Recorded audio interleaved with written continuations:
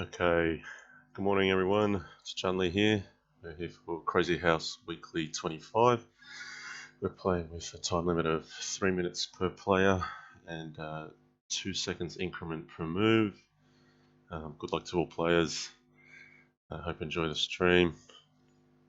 Alright, last week I had a good go of berserking all the games. It actually worked out pretty well for me, so I'm gonna have a go at berserking straight away. Okay, and I've got my usual first opponent. That's Opal.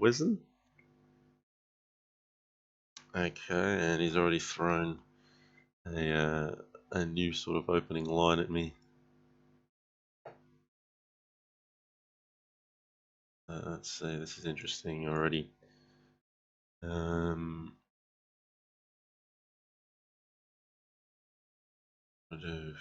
Queen here looks dangerous, but possibly necessary.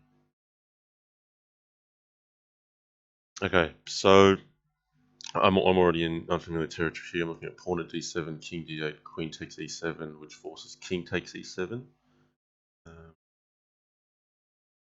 And already I've lost this one. He's got bishop at d7, queen at e6. That's the quickest first round loss I'll have.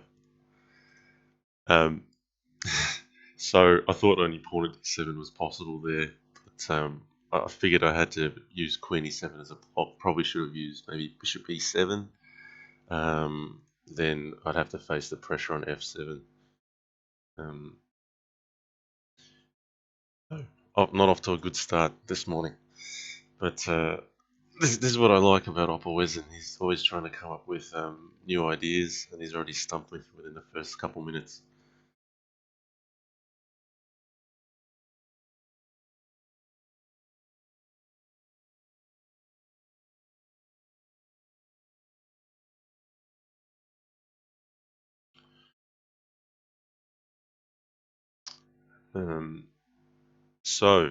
What's been going on this week? Well, I felt like this week I've at least had a decent opportunity to train. I've been able to post a few different videos, put some material in the channel. One of the new things I've done is put some bughouse material on.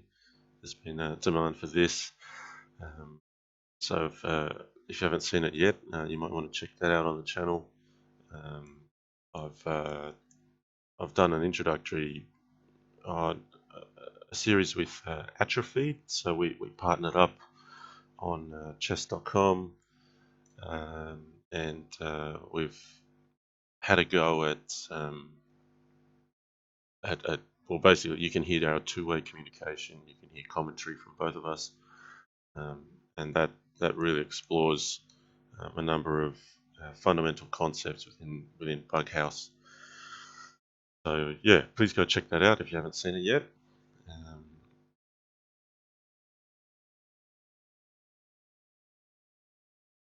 So yeah, I'll have a little bit of a discussion about what's going on in this particular game.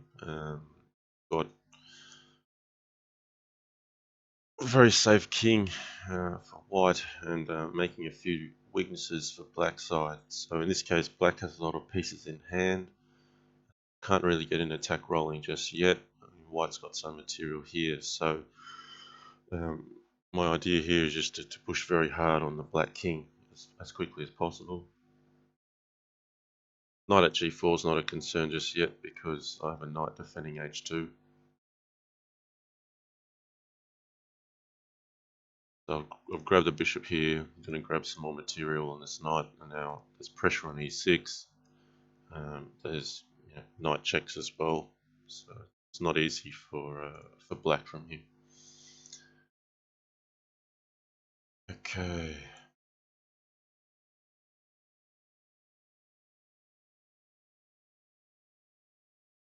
All right, I'm on the board. First win.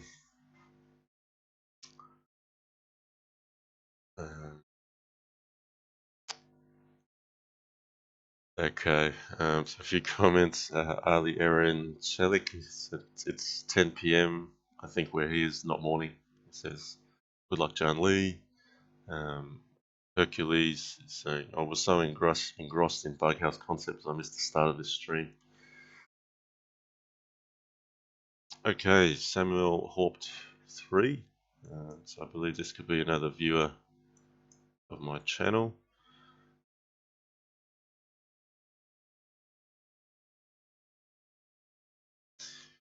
So we're in an E4, E5 line. Okay, and knight A4. So this is not a common move. This is a move that I play sometimes. It's a little bit more of a passive continuation.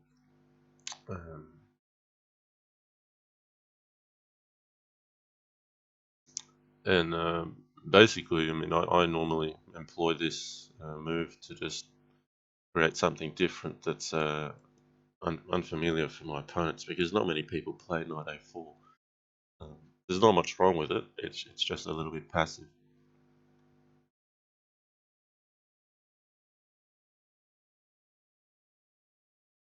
Okay, so knight E5 here. I'm trying to make use of this square which has become available after the pawns moved off E5. Now the queen can't take this because of knight at E2. So I need to watch out for this. Bishop takes F4 is dropping a pawn. Bishop at H5 just makes use of this line and the strength of the knights already on these squares, looking to open up more gaps. So now that F3 has been played, I've got some tactics here. I'm going to play knight takes C4. My opponents preferred not to capture the knight, but capture this pawn. If that was to be captured, I had queen takes D2 with the bishop there. After queen takes, bishop at E3, there was a pawn that was still on F4, and then there was a fork there. So that was allowing me some trades and some ugly looking weaknesses to penetrate on the dark squares.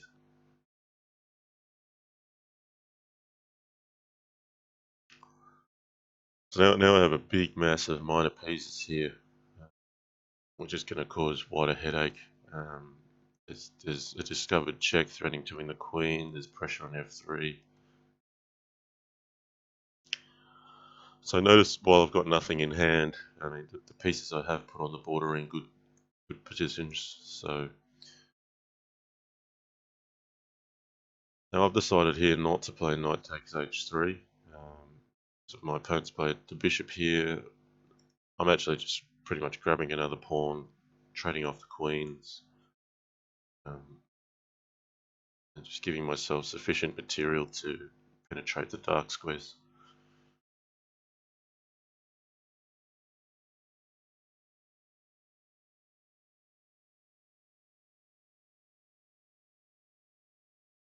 But now I'm looking for mate. So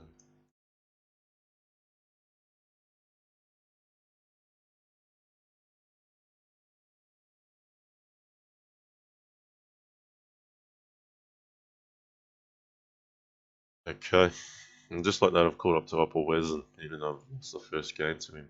So yeah, I still haven't figured out this arena yet. What's optimal, what's not, but berserking is working out quite well.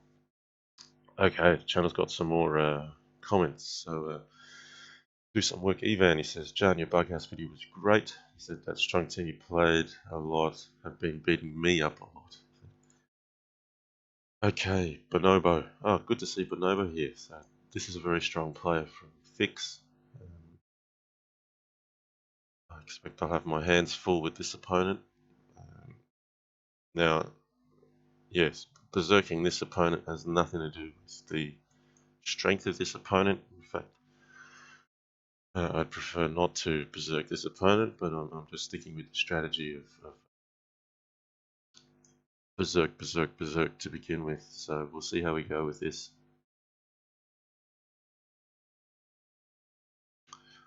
Okay, so white's got a bit of pressure going on here, so I'm looking at increasing my coverage on the light squares. I'm playing king h1 because I'm actually preparing pawn h6. Where after capture, knight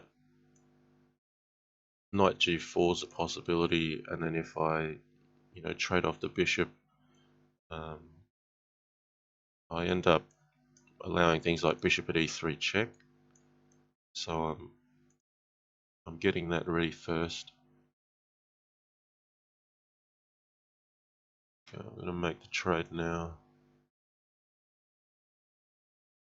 I want to clear his most forward piece, which could threaten bishop at g4. Okay, didn't really have anywhere to run. Here's where you can see moving the king is useful already because this diagonal did open up.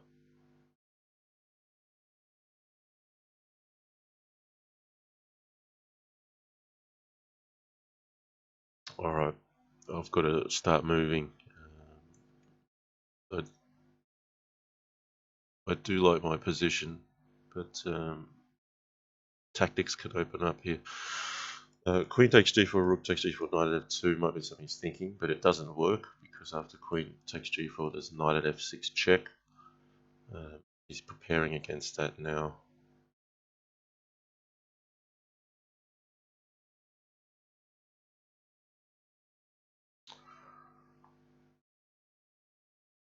So this knight at h5 move is both an aggressive move and a defensive move, so it's still covering against queen takes g4, which is very dangerous because knight at f2 with the combination of this bishop and queen in hand is mating. But if queen g4, I've still got knight at f6 there. He can't take this knight also because of knight at f6. And I am still threatening to play knight at f6 as well to make progress. So it is both an aggressive and a defensive move. Bishop at f6 is also a possibility. This is getting quite tactical and sharp. So he's now pretty much thinking how he should proceed without having too much material. I am going to put the bishop on. Pawn at f2 is an idea here I need to be careful of.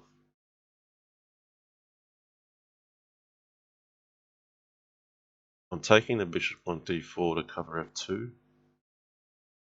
Taking the queen would result in a loss after knight at f2. But I am running very short on time here and my opponent's playing very well, so he is making use of this time advantage I've given him.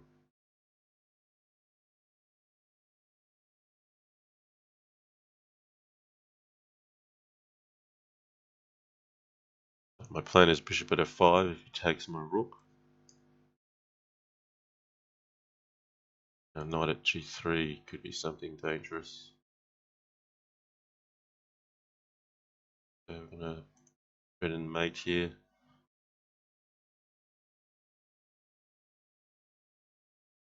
Yeah, my position's deteriorating. Rook at h2 is looking very dangerous. I should be mated here. So yeah, queen at h2, bishop at h5. It's a very nice game from my opponent.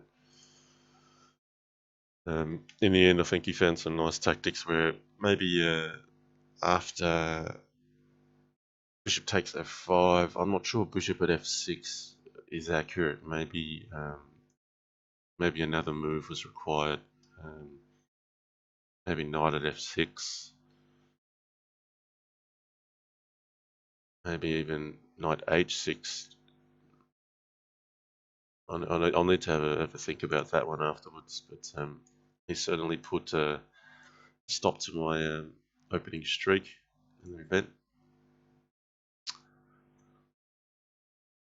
So I had a dream run last week. I basically had a long streak of wins, a streak of losses, and then another long streak of wins. So we'll see how we go this week. Okay, so an early f7 sack, a number of tactical moves here, and basically I've nearly artificially castled, but with a missing rook.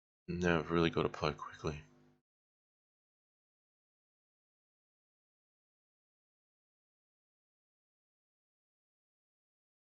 So yeah, maybe instead of queen f4, the queen should have come to h5. Might have been a better idea.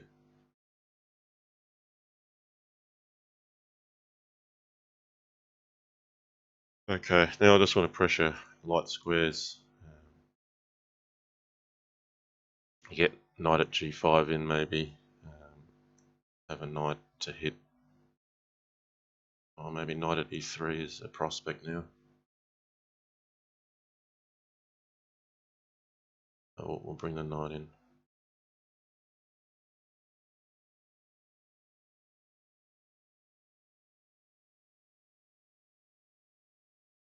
I just need quick moves now. Oh, he's blundered a queen. That's going to hurt.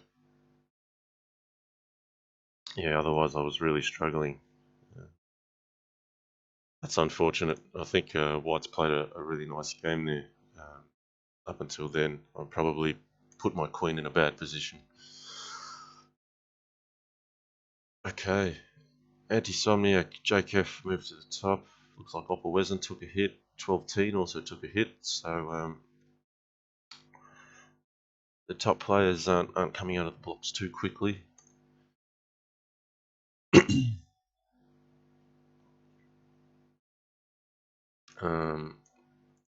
Achilles says, at Jan, I've enjoyed seeing so much of your wardrobe this week, by the way. As a cheeky comment, I think there are a few videos where maybe some clothes were getting folded in the background. I've been catching up on a lot of washing since we came back on holidays a few weeks ago. We've definitely been behind in that department. Find that quite amusing. That's a good one. Okay, so I now want to put some pressure on e6 and d5. Particularly e6, it's a bit of a weakness here. I can hit now, and not so easy to defend against. Oh, so now there's an e6 weakness here. I'm going to take advantage of that. Basically prevent black from castling. This queen's under attack. I can check the king, come back here, grab some material. So with that one weakness, I'm already starting to make progress. My opponent's decided to part with his queen, in fact. He'd have to play bishop e7 to avoid being mated. I'm just going to be satisfied taking another pawn here.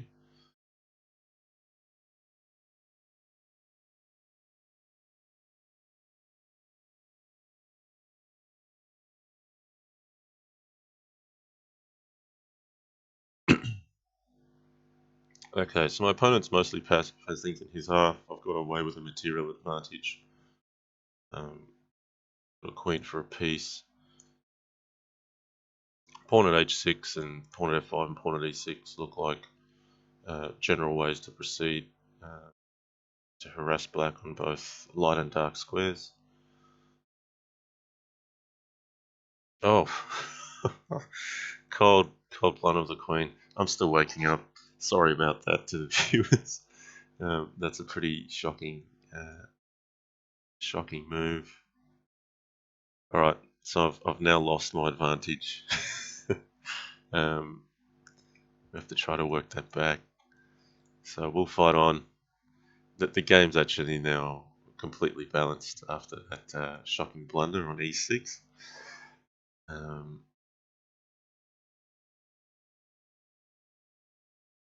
Good to show you're human once in a while.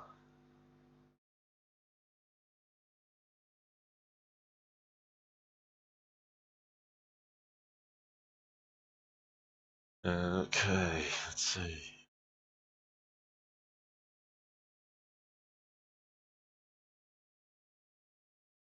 Yeah, I'm not actually helping myself by capturing here. I'm going to avoid it.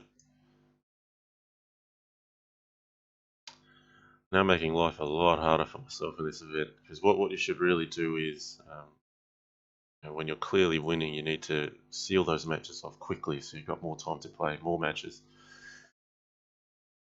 So I'm regretting that pretty heavily now, not so much for this game, but for the tournament overall. Right, how am I going to make progress here? Burning through my clock again.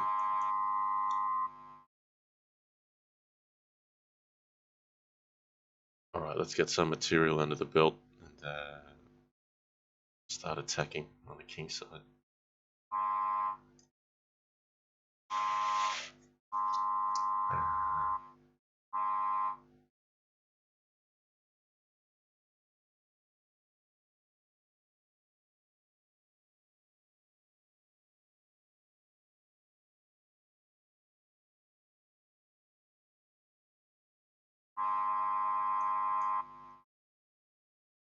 Not getting everything I want to with knight at h6. Still struggling to find exactly the right way forward.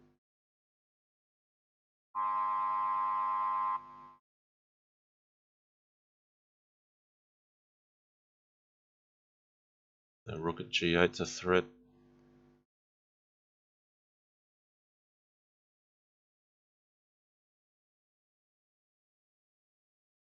Knight at f6, I'm going to play bishop g5.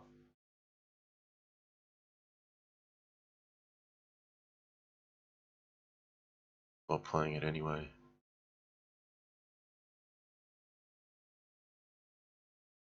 Alright, I have to just move now. My opponent's defending quite well.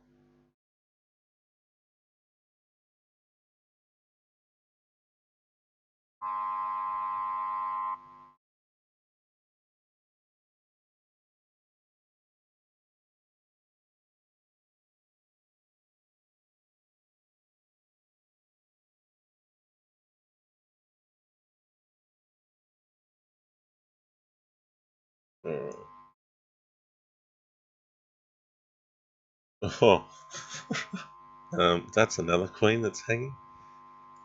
Oh, this is terrible. So he's actually missed that my queen was hanging.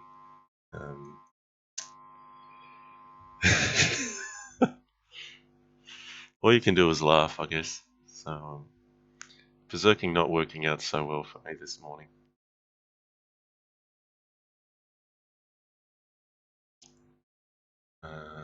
Oh, and I'm playing too slow. I'm probably missing mate somewhere. I want to thread an f8 queen.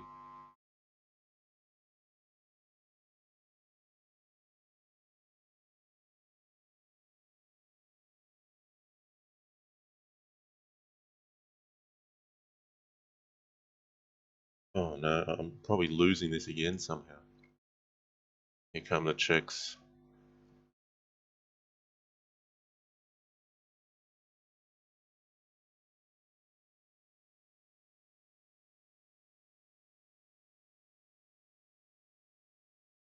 Alright, so for the viewers, that is the most awful way that you could win a game, basically.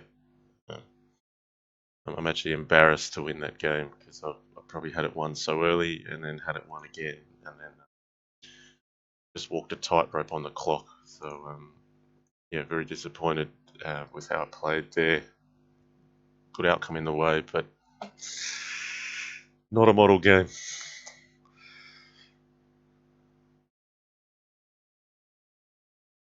Okay, Rondep said, "What's with the occasional ringing noise? Is there some audio in the issue in the background? Because if there is, I just need to know so I can resolve it." I've been tweaking with the audio settings last night, and I thought I had something steady, but maybe it's not working. Does it come and go, or does it continue, or what is it?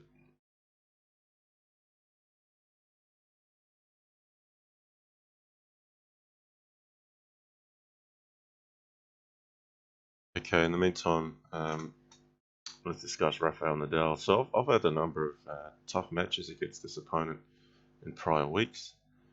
I think he plays a solid game, very good at grinding a position, got a good style of play. So if if there's an opportunity to win pieces of material, he'll take it. And yeah, This is going to be a positional grind type of match. Yeah, he's looking at some pressure here.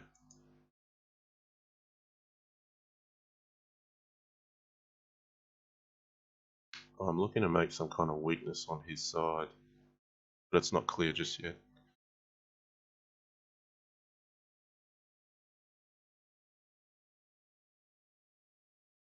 Okay, thanks for letting me know, guys.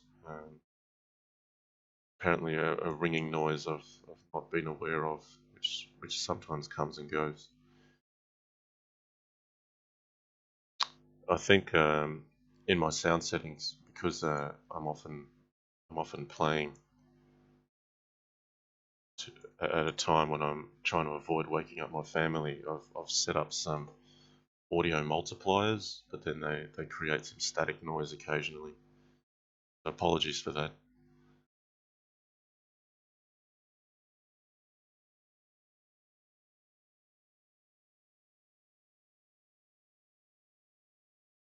Okay, I've dropped the piece here. After winning a piece for a pawn, I've dropped a piece for a pawn back here to start to get an attack rolling with queens in hand. So my king's quite safe here. While I have a piece that's aimed at his king, I want to get started. Um,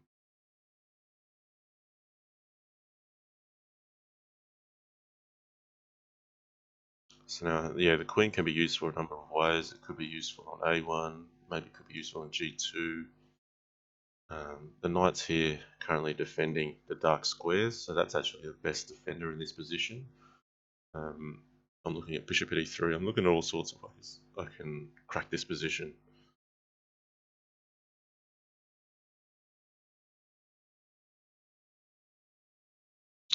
Okay.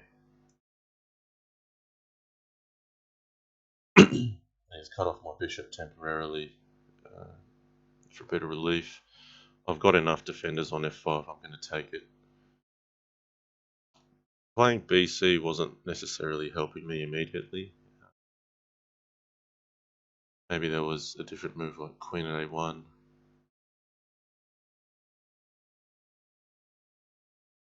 Okay.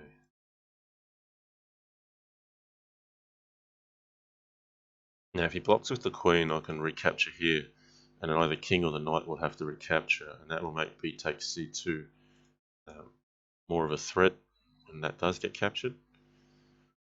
Even if he blocks with the knight, I can take this and actually threaten something.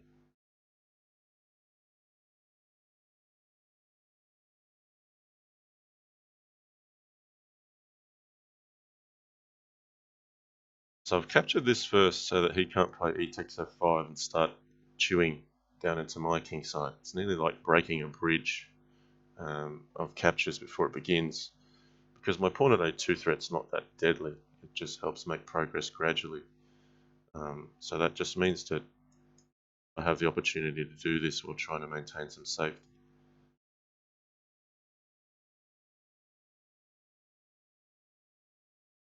Right, now time's ticking down. If the king takes, knight at a5 is possible. So I'm looking to trade material with checks here. At some stage I'll sack the queen. Yeah, that's where I feel it's about time.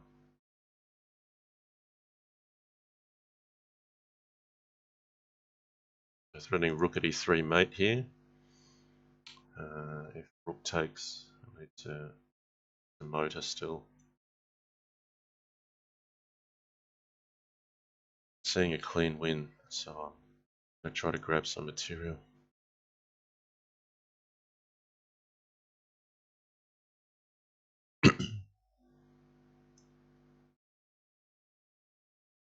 Rook at e3 was better there, I think.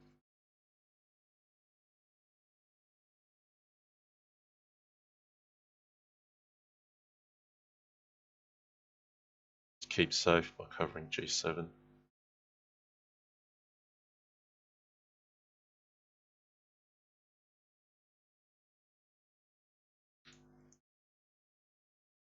Now knight at c1 is a mate threat. Oh no, it's not. Yeah. Don't like how I'm finishing games. It's sloppy. Should have mate now.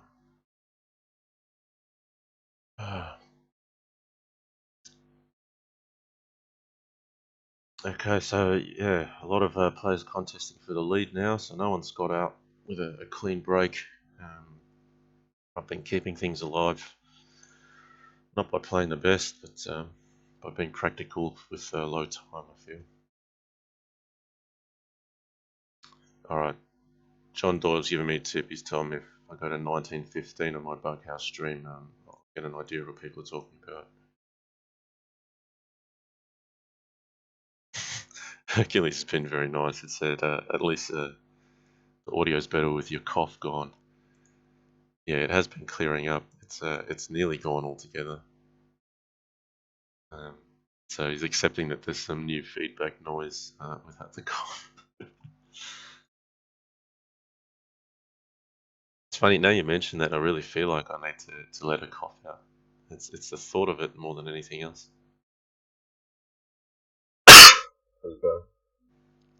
Just in case you'd missed that noise. Okay. Right. So yeah, I've given up a piece for 2 pawns early here, but it's allowed me some pressure on the king, with the king being in the open.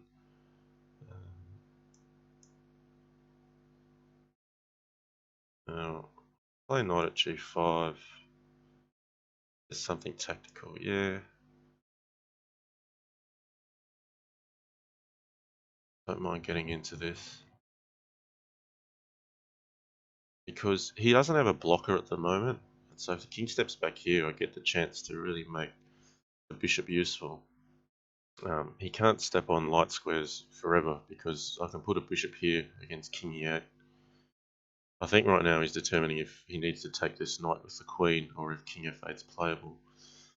King f8, bishop a3 check, knight e7. Then the queen's not even attacking g5 anymore. h7 falls.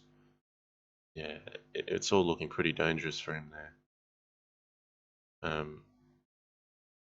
Yeah, so I'm just grabbing material here. The pressure here is too much.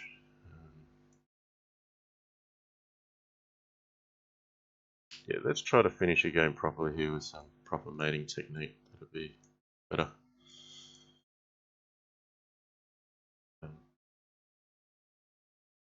Okay, keeping my neck just above 12-10 here.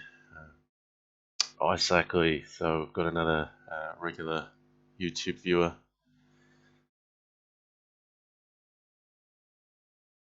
So I've really got to say I appreciate the support of the viewers that come by every week and watch the games and participate.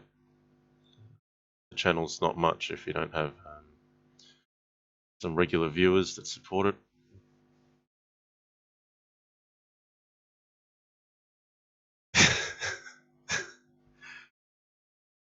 I like that the most important topic in a chat channel can actually be the presence of my cough or not. Rondep's asking for any more Bughouse videos planned. Nothing planned just yet, but quite likely, let's just say that. What I actually want to do with the Bughouse video at one stage is actually run it on fix. I know chess.com has been the most popular thing recently, but I actually want to see, I want to show what the experienced Bughouse players have been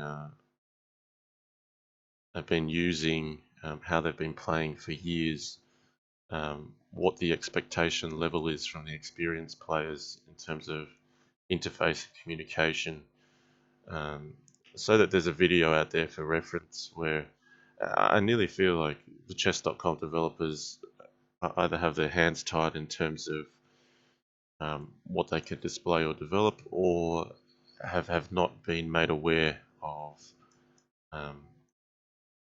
the level of standard or what's been possible before. So just to be clear, Fix itself is just a telnet interface website. That's a whole lot of jargon talk, but basically it's more about the interface or the software client that was built by a player named Who Am I, and the interface is called Thief. That interface allows some very good communication between players. That's actually what makes it such a good place to play, the fact that it allowed you to plug that interface into the server. So yeah, what I want to do, and maybe I can coordinate with HFeed again, is to actually show what that looks like.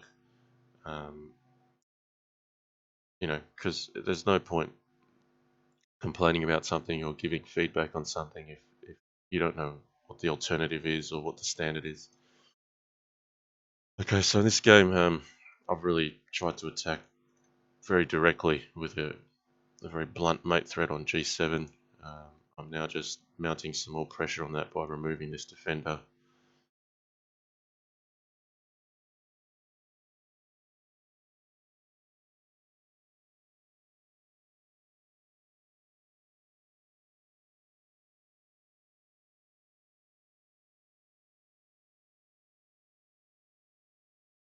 So if queen takes e8, bishop g7, king g8, knight at f6.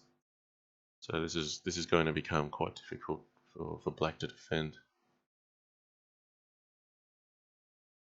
Oh, that's mate in one. But anyway, knight at f8 was a possibility, and then pawn at f6 was still mounting more and more pressure. M. Michael has said, yes, a fix session, please. Fix is where I like to think that the best bughouse players are born and bred. That's been my training ground for the last 15 years or so. That's where many of the strong lead chess players in Crazyhouse have come from.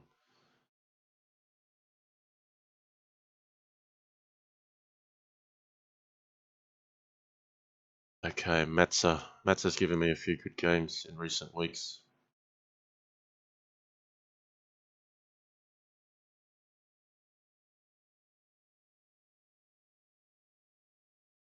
Alright, and he's gone for a big attack on my king straight away. I'm going to tuck my king in a corner and rely on some defense here.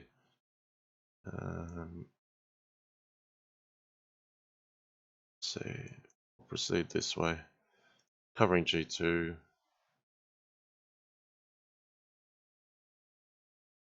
Ah, it's very ugly. I'm playing terribly this morning. I've just hung a piece here, which has been a nice pickup from my opponent. So I'm definitely worse off. There's a cough now. I didn't have a cough until someone mentioned something about it. Yeah, knight at e5 is a good way to continue here. I just feel like black's got some good continuation moves, and white's just defending for a while now.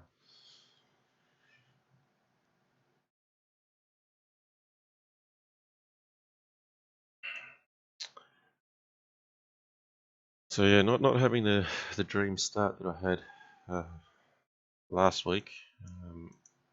Just not finding the best moves early on here. And that's actually a bit of a blunder from my opponent, allowing me to capture this knight.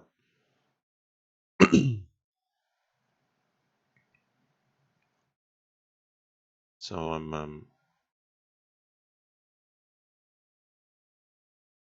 I've been able to progress so far in the tournament, more so off the back of the mistakes of my opponent, rather than good play from my own hand, I'd say. Even here, I think queen c5 is more accurate to cover this pawn.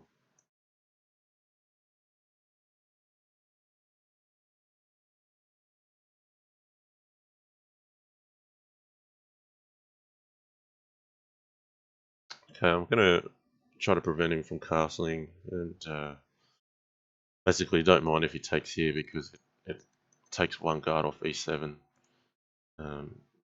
So okay, he's still gone anyway. what I want to do now is undermine the dark squares, and with a couple knights in hand, that's where I'll start to penetrate the position.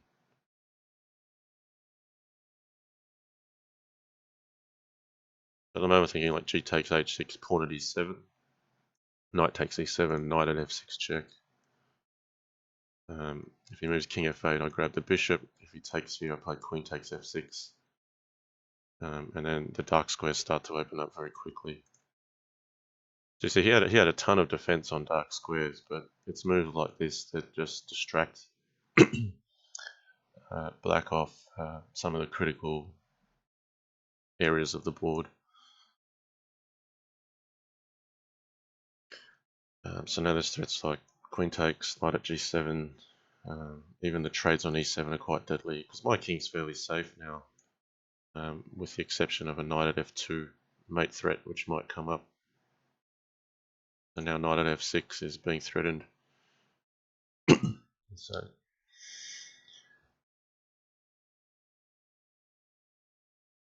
be sneaky, I'll take this one, because knight at f6 is mate if he takes this. Rook at g8 to finish, because this pin becomes available.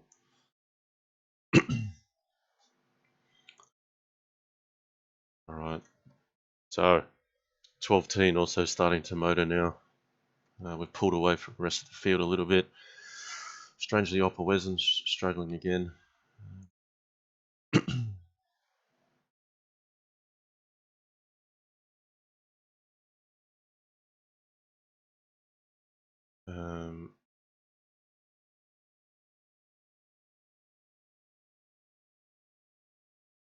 Okay, Opperwesen again. They're both berserking. Okay, he's gone for his b3 line. So if you've seen one of the many training grounds videos I've played against Opperwesen, you'll see this line pop up very frequently. I think it's fine for both white and black. Both players seem to get decent development and get a decent game come out of it. So got a new move here already.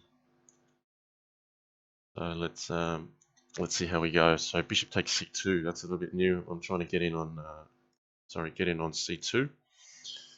I'm not concerned about queen c4 check, because I just play d5. If he captures my knight, the knight at c2 is forking the king and queen anyway. So he's given up a piece of 2 pawns. I've given back one.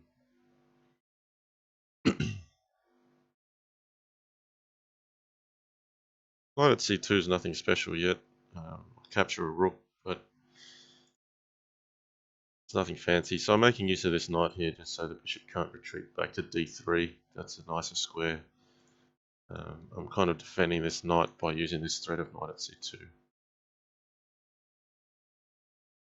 So now that'll get captured. Oh, he's opening up a bit of play here. I'm pretty rock solid back at home. Okay. Now,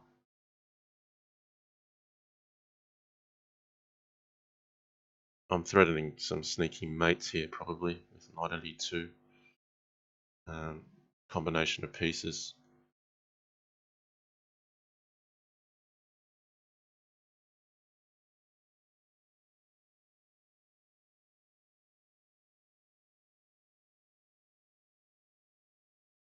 Oh, he's parted with that queen pretty quickly. Let's hold on to material. Gonna hit with knight at g5. So that's starting a new mate threat here. And also covers f7. And remove this knight. Yeah, he's covered the smothered mate, but it opens up this mate. So happy with the way I played that one. It's one of the few of the better games I played. Hercules has said he thinks Bearded Rainbow is Canada's strongest Crazy House player. I think Canada would have stronger. Who's from Canada? I think Bonobo is actually from Canada.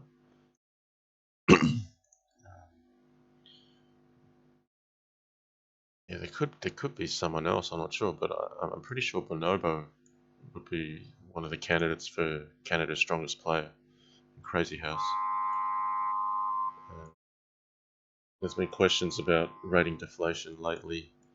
I'd say that's a fair comment. Uh, I've noticed ratings have been lower in general. I nearly have a feeling that the inflation was just there because a lot of new players are picking up the game, and the pool just expanded. And with that many new players, maybe the rating system doesn't have much credibility to begin with, and then over time that settles. Okay, so we've got an e4, e5 opening here. I've delayed castling to prioritise getting c6, knight d4 and c6 in. Because the bishop is here, I don't have to be in such a hurry. I'm being a bit reckless with the sacrifice here, just going for a straight hack on f2, g1 and g2. I don't think it's critical just yet. I think it's defensible for white, but it's actually just a practical move. So just like the rest of my morning, I think, black has some initiative, but I think this largely relies more on some inaccuracies in defense from my opponent rather than um, entirely sound play. So things I'm looking at here are knight at h4 as a defense of g2, knight at e1 instead, and now I'm looking at things like pawn at f2. That looks really hard to defend. Rook at g1, knight g4 was another way in. But yeah, I mean, you can see it's not easy to defend against this kind of attack, and even something like knight at e1, where it might not be ideal because it blocked the queen from coming to f1. Even something like that can get white into trouble. So I was thinking maybe knight at h4. So it's found a good move here. I'm going to still play it because I get knight at f2 at the end of this, and I capture the queen, which helps my attack roll forward.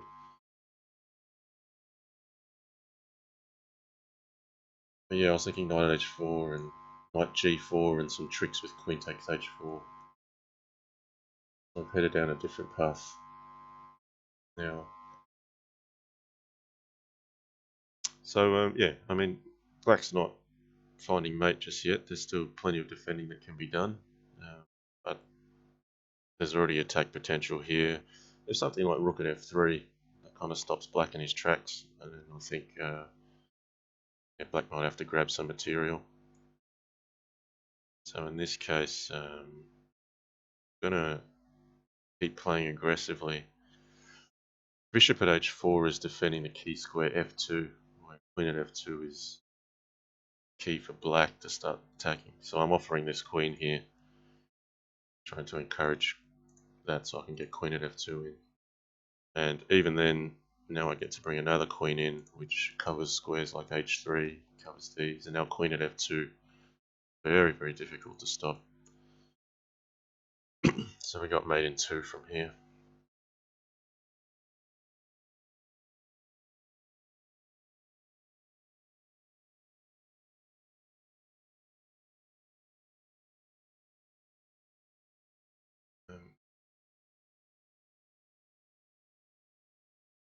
Okay, 12-10, he's moved a bit quicker than I have. He's got ahead of me.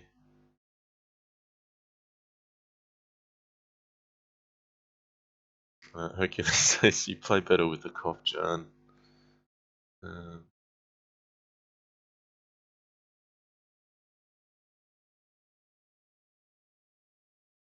a lot of chat today.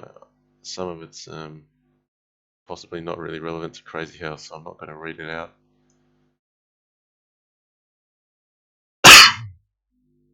Apologies. Oh, we got Isaac again. Okay, so Isaac's going to have a go at a different opening. He's going to go G6.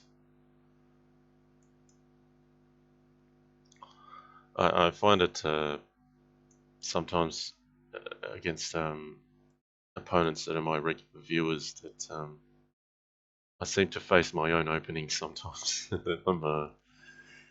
I'm trying to work out how to avoid what I might normally play to try to put them in some unfamiliar territory, or else I basically end up feeling like I'm playing against myself sometimes, which is a bit disconcerting. Um, so, yeah, by the way, this isn't something I normally play. I normally have played d6 earlier, um, so just honestly an original position. I think it is important though to maybe keep balance in this position, and here I feel like black's allowing white a little bit too much on the dark squares for the future. I played e5 and knight e4, so that straight away puts two pieces onto d6 and f6. Probably more so f6. I think my opponent's played e6 just to avoid pressure on f7. Okay, so d5 played, so that's a good move. Yeah, oh, I'm going to hit a bit recklessly here.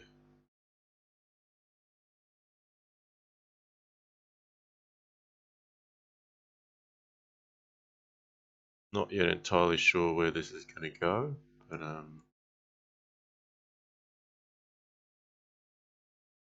now that he's very clearly blocked off this line, I'm not going to get anything with pressure here, so I'm just reshaping my pieces. Now maybe potentially knight f7, rook f7, bishop g6. If I lose a knight, I don't mind here. I'll probably recapture with the bishop, and then the dark squares become even weaker. h4, h5 becomes a possibility. So at the moment, sometimes you poke at a weakness, and then it forces you, well, not forces, but it encourages your opponent to make a weakness somewhere else. So I'm very clearly switching from light squares to pressuring dark squares. Now after f5, g6 becomes a weakness. So I'm going to continue with h5. He's preempting that. h5 isn't really playable yet, so I may as well build up a little bit more before opening up the position. Okay, so he's going to get going my side, and I'm going to double my rooks.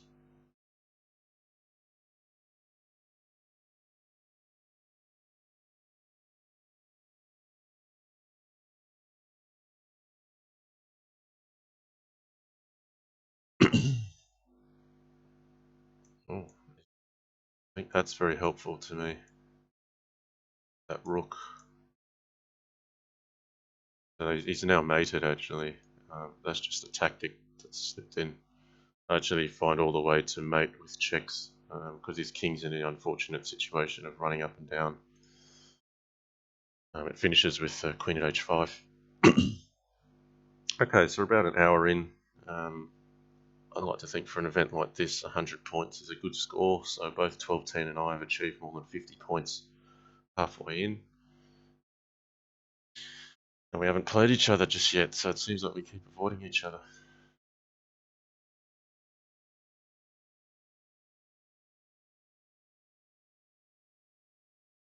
A question from John Doyle. He says, if aliens landed and the fate of the planet rested on an intergalactic magic bughouse, who would you choose as your partner? I'll be honest, in this day, I'm probably not one of the top bughouse players. I might have been maybe, I don't know how many years back you'd have to track, 5, 10 years.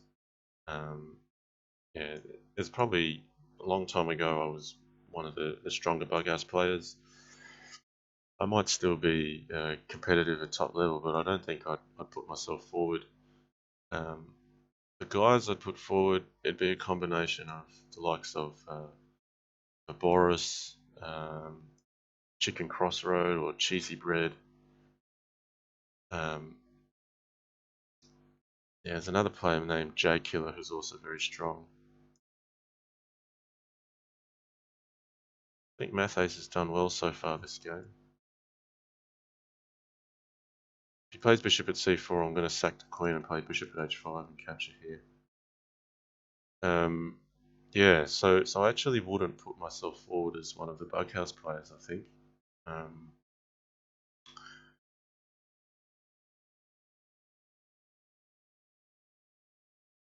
Yeah, I haven't watched enough at the top level recently, but it's possibly a team like Chicken Crossroad and Cheesy Bread. Those two are both very fast, very versatile. They play every aspect of the game well.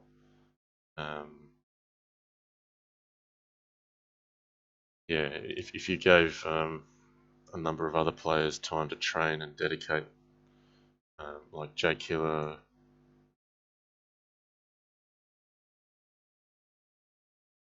Yeah, hard to say. It's a lot harder in Bughouse because Bughouse is a team game. It's not really about the individuals. And so, when asked my opinion of that, it's pretty hard. I think that has to be highlighted that Bughouse is a team game. The game sometimes does attract people that simply don't like to be accountable for their own mistakes, and they prefer to have someone to blame. And it's not about that. It should be about a team game. And you're only as strong as your weakest link, and if you don't respect both boards, you'll suffer for that. Okay, so Mathace has got creative here. I'm actually quite happy with the minor pieces I have in hand. I feel like Black's king is exposed enough that after I defend and absorb the initiative that Black has here, that I should come out on top. So yeah, on Bughouse, just because I put a video out there already, I may as well have a chat about some concepts here too. I mean, sometimes some players think that you have to do everything that the higher rated player says. Some think that, well, the higher rated player is stronger, so he should make his board more flexible for his partner. I honestly think when the game's been played well by a strong team, they're respecting both boards and playing accordingly to opportunities on both boards. I've given up a knight here, but I've been able to put two very strong pawns on the 7th rank.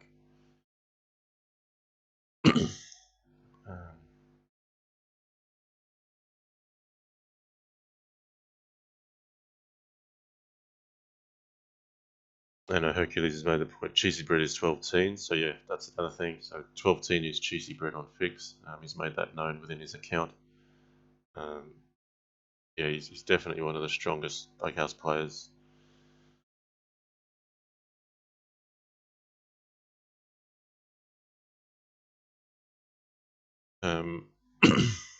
It's funny that question's been asked. There's a player on Fix that also once put up a similar question. If you had an intergalactic battle and it relied on, a Crazyhouse match between the Earth's best player and an alien civilization, it's really funny. It's amusing that more than one person can come up with a strange idea independently. It's actually not a completely new question. Someone has asked this of me before. Do some work, Evan. He's asked, when you played a lot of Bughouse, did you have a regular partner or partners, or did you play with mostly random people? I think when you begin with, it's largely random. At the top level, though, generally there's a large swarm of players that all know each other. So it's not completely random. that's not fair, but it's not like you're playing with one or two players either. There's actually probably, um, yeah, there's a good spread of different players. Okay, so we've got an early sack on f7 here. Oh, very aggressive play. I'm getting attacked very heavily. A little bit uncomfortable, actually. So, yeah, Grodges. Special shout out to Grodges. Another player from Fix. But giving him a special mention. He was very generous. Earlier this year, I put up a cancer donations tin initiative to try to raise funds for cancer, and Grodges very generously donated $100 to the cause. Much appreciated. So I just want to make that known. So I'm looking at moves here like bishop takes c8, knight at e2, king across. I'm in some trouble if white gets too many trades, undermines my light squares, and is able to attack. I didn't see this move. So that's actually quite a good idea just as well. It's very sharp here. White's trying to keep black out of bay here, and at the same time black's got to be careful how white's attacking. So what happens in the middle territory is very important. I've secured a pawn here, but I'm looking for a way to obtain safety. Here it's actually a case where I nearly feel like I need to counterattack. I'm gonna put a bishop or a pawn. Maybe a bishop on. The bishop's also useful for defense later on, potentially.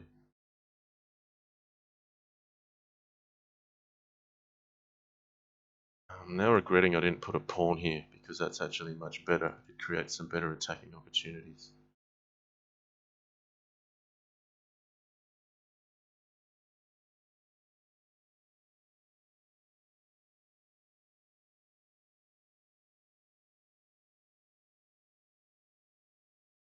I nearly feel like bishop takes d8 was actually the ideal move right there. Because now I actually have some mate threats. Oh, he's going to cover that.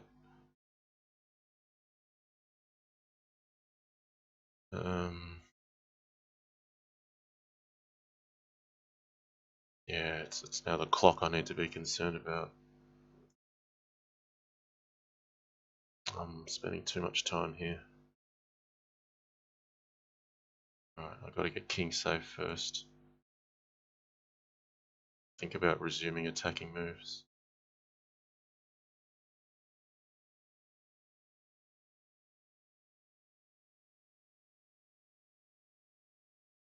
Yeah, I think he's defended well enough that he might take the point here.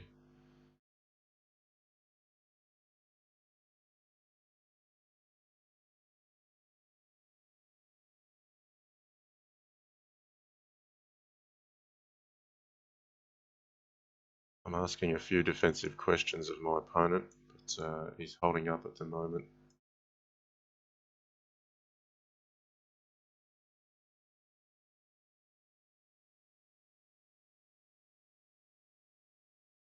I don't think I've done enough to get him. Yeah, well done. I'm going to run out of time. Nice play, Rogers. So, yeah, I think there I felt I was better at one point, but there's a lot of complexity in the middle game, and he ran my clock down. So that's a good practical play from my opponent. Maybe I missed some better moves at the end there, but my time was very low. So I'm now behind 12-10 without that multiplier.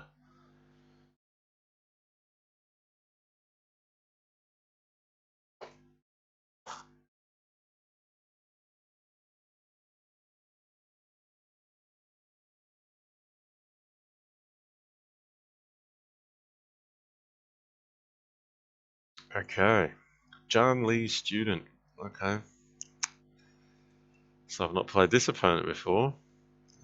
Interesting choice of name. So let's see if the student can beat the teacher, so to speak. um, I don't know who this is. I mean, I know Leechess has opened up its coaching feature recently. I'm not currently coaching anyone privately. I don't have the time. I have done so in the past, many years back. Had a few students. Um, so yeah, if you're going to pursue um, being a student in Crazyhouse, I mean, it's really got to be just for the pure enjoyment of it. It's not like there's tournaments out there like there are for chess. Um, so it's not for a financial return of any sort, I would say. Um, but yeah, I mean, some people are interested in the game, and in future, if I have more time available, that's something I might make available to the players. But for the time being, I'm more focused on just raising the profile of the game in general, and keeping this channel going, keeping some fresh content coming in each week. That way my time is spread across the masses rather than on a few individuals. I think that's a better use of my limited time at the moment.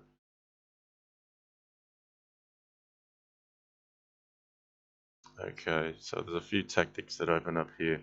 I feel like my opponent was taking this to distract my knight, and then take this bishop take, and then play bishop e6. I played what's known as an intermezzo, or for lack of a better term, an in-between move, so that my e6 square is not vacant, and I basically pick up a piece for a pawn. So yeah, there's still plenty to play for in this position. Yeah, I'm going to proceed aggressively. I'm going to go here. I could play knight e7, which is also useful for covering my light squares. But I'll play optimistically and try to move forward. So castles really takes the pressure off me now, because I mean, h5 and g6 with some weaknesses, and I really feel like with bishop at g6 I'm threatening this pawn, and really starting to get quite secure. So my slight material advantage is getting consolidated. Of course, I'm not anywhere near close to blowing up my opponent, but I feel like um, I'm making some ground.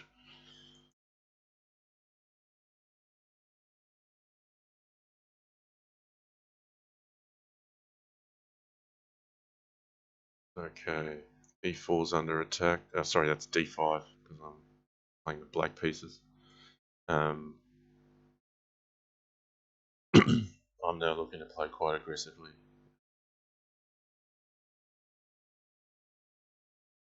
The knight on f4 is a key defender for white, so I want to undermine that. Meanwhile, I'm fairly solid back here, and all he's got is pawns and bishops. So he doesn't have like knight at f5 to penetrate with. I'm looking at playing on either the light or the dark squares to make some ground immediately. I've got queen e3 check, but I'm going to place this here first, start controlling some squares around his king. And then when queen e3 does come in later, potentially, it will be a more dangerous threat, because there'll be follow-ups with knight at e2 check, and the king can't move here. Okay. Check is on. I will play the sharp move and capture this, because I think knight at e2 will mate my opponent if he captures my queen. So if the king runs up, knight takes f1, gets the rook, and then bishop at g3 is deadly. If king here, knight at d3 is a key move to prevent the king from running to e1 this way. The king would be forced up, and I was confident I'd be able to net the king.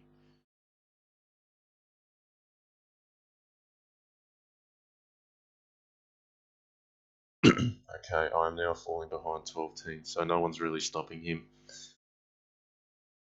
Wesen's a fair way back behind as well, so it's a two-man race.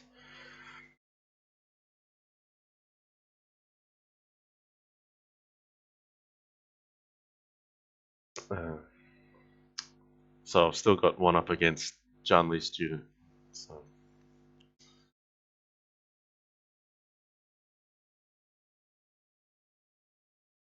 44 minutes to go. It's funny the way this arena works. I mean, the two leaders can be up there and actually not have played each other. Okay, I'm going to actually pick up the pace. I've got to try to catch 12-10. So I think my brain's waking up now. Let's try to switch gears, reduce the inaccuracies, lift the aggression.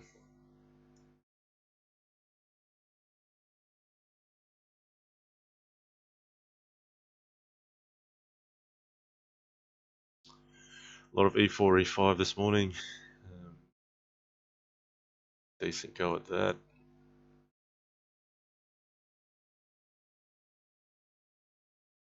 Put the bishop here.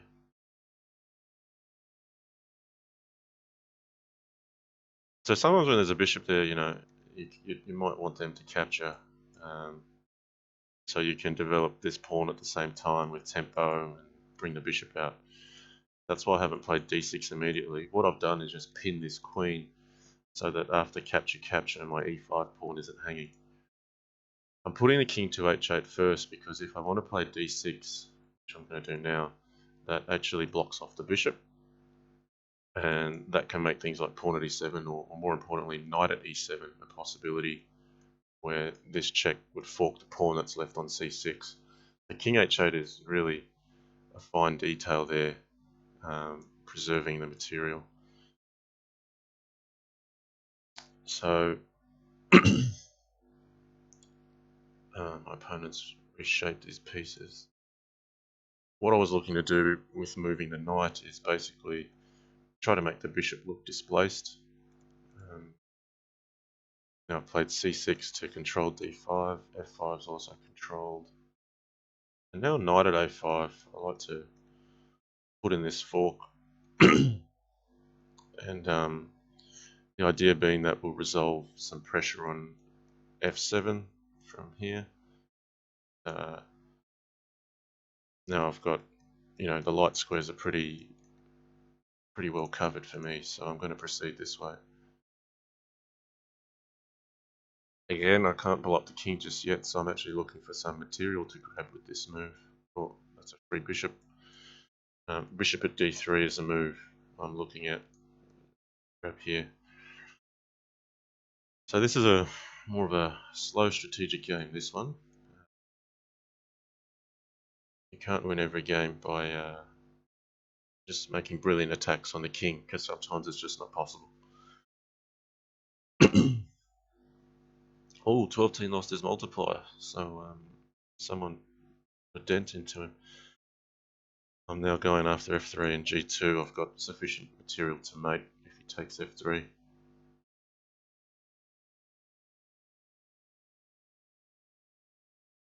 Not easy for white to defend this one. g2 now. It's actually quite hard to defend. He can play bishop at e4. That's pretty much the only move that saves him. And at this stage I think I should just take everything on g2. And I should have the material now.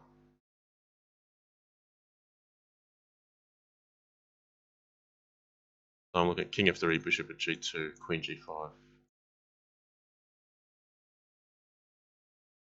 Alright, I've got a chance to make up some ground now. So 12-10's lost his multiplier. And it really hurts in a in the slower time limit arenas like this. Who took it off him? Rakastrov. So Rakastrov must have played a good game.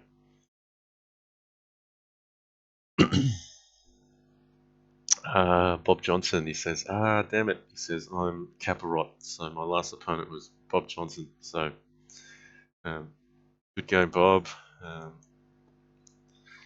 Got Isaac again. So Isaac's playing a fair bit this event. Isaac sometimes says he plays the tournament for a period of time and then he gets frustrated, so he stops playing. But he's keeping up with it today.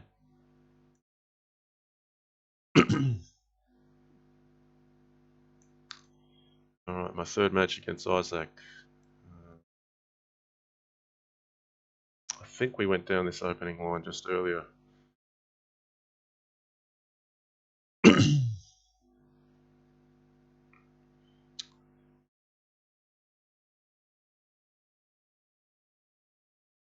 Pop Johnson, he says, you just can't get away with anything with Jan.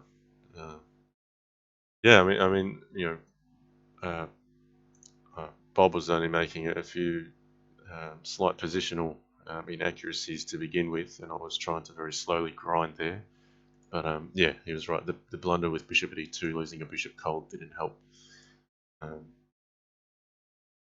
But before then, I mean, the game was a slow positional battle. Okay, Isaac here, I think, is trying to work out if he should deviate from his last game somewhere. I think he played knight takes e4 before, but he's actually playing slower this match than he did prior match with the same line. So this is good. I mean, this is what it should be. He's figuring it out over the board. I'm not exactly, sure move for move what to do here, but I'm pretty much just allowing the e4 pawn to go with having two knights here. There's a fair amount of coordination that these knights have on dark squares. And as you can see later in the game, that can be quite useful. So in this case, I'm getting pawn at e7 in.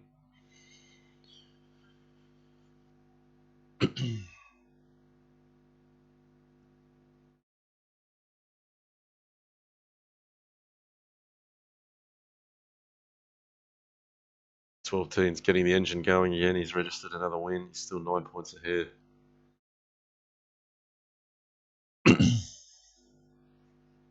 Okay, so we played this. I've stopped him from castling. He's parted with his queen. I'm going to play queen at h4 here. I could play bishop e6, but what actually happens is it plays de, and I'm still actually not making progress because I need two knights to make mate threats. What I want to do here is use my pieces in quite an economical way. Not so much to find mate quickly, but to secure some more material. So that's what the queen's coming out here. They're not being used as a typical mating attacking piece, but rather working together to pick off some knights potentially.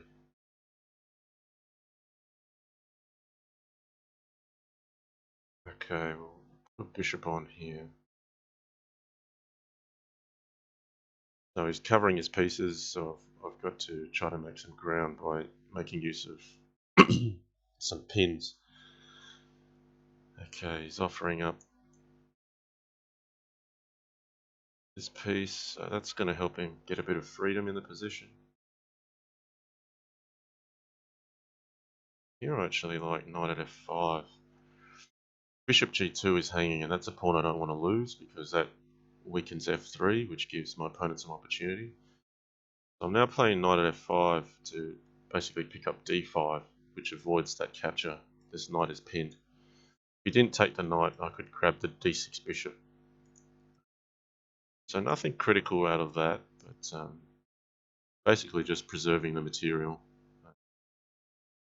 Playing a long-term game.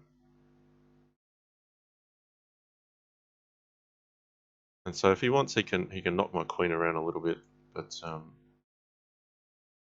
I'm just going to sidestep threats. Keep an eye on the clock as well.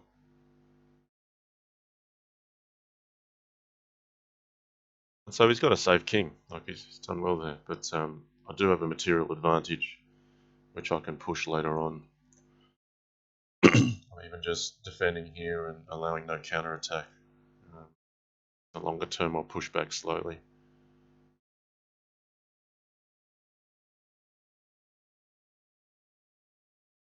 So now d6 is a weakness.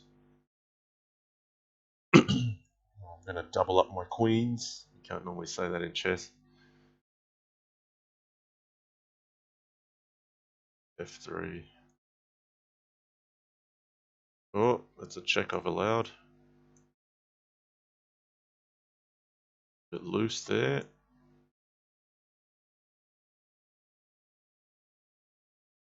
Oh, I better be careful. He's got increment and I don't. So I want to be able to finish this with the right piece.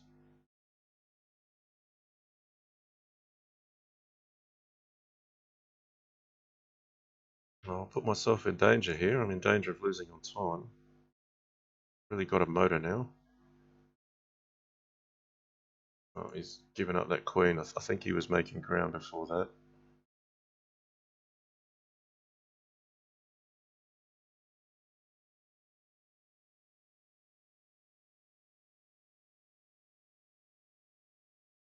Okay, I've landed mate now.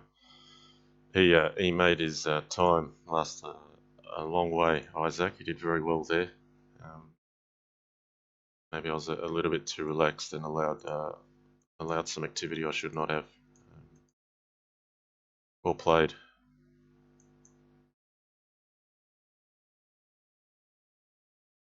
Okay, we got half an hour to go. I'm still trailing. I'll go back here a second.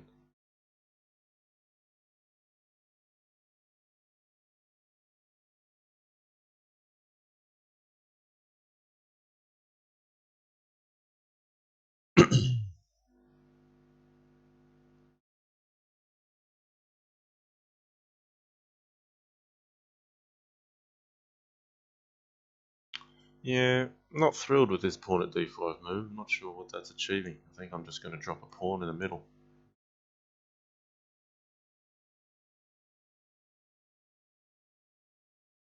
Possibly more than that.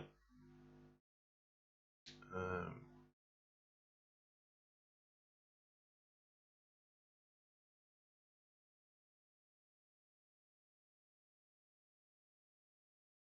yeah, okay, I'll castle here.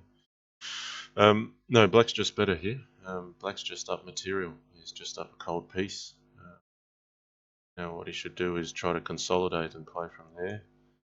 I've got to make use of the pieces I have and the time I have. But I don't know if pawn at d5 really helped white's position there.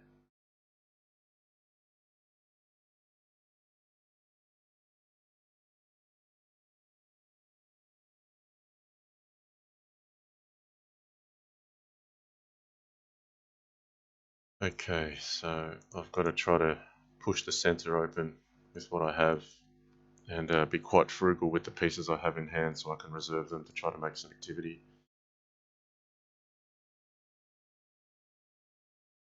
So it's a funny game this. I mean, I think this actually shows what a primitive stage the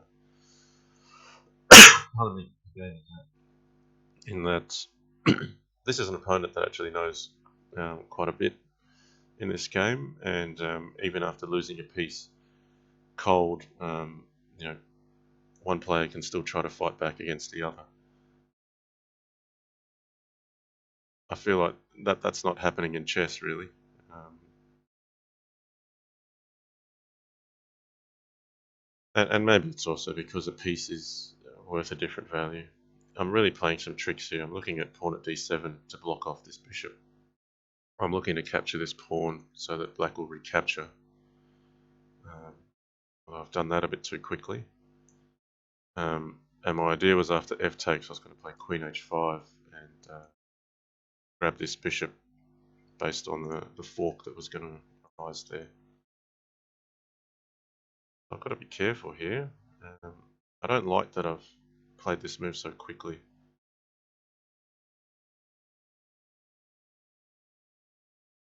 Queen trade doesn't entirely favour me.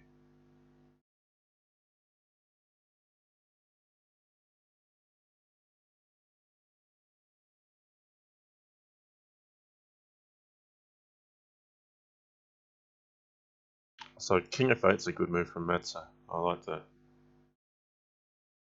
A good move. Okay, he's taking me on, saying I've got you. I'm gonna grab your queen.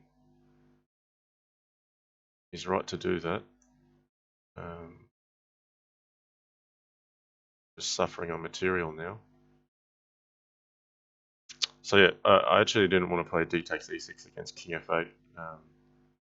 I probably should have drawn an arrow there instead of made a move.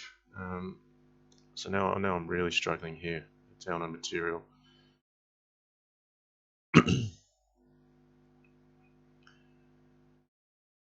While I'm safe, yeah, longer term I should be down.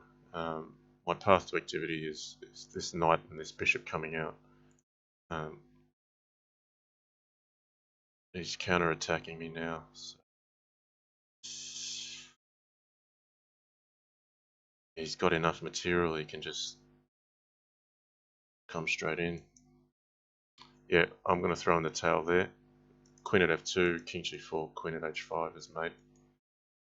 So yeah, nicely played by Matza there, and it was actually nice finding bishop takes f5 was a good move. Good play.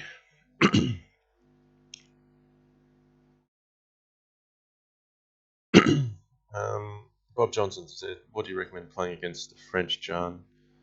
There's a number of options. You can play an exchange here, and you can play an advanced French. There's a number of ways of going about it.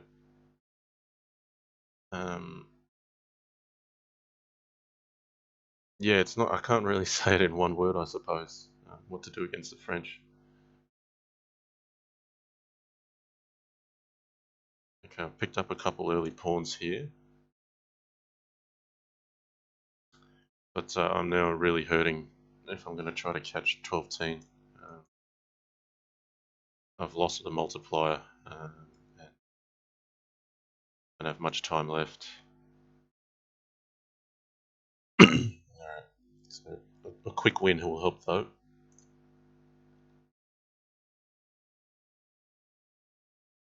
It's 12-teen up 2.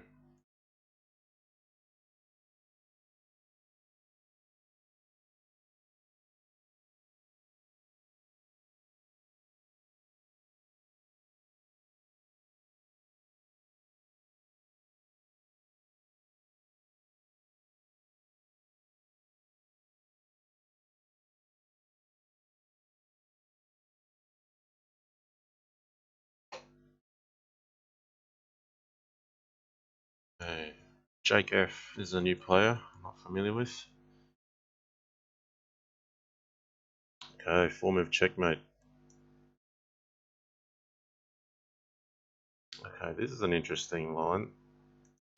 So putting the knight on d4 and allowing the capture on f7, but now queen has a hard time defending c4. Sorry, defending f7. Can play queen c4. I'm going to play c6 to play d5.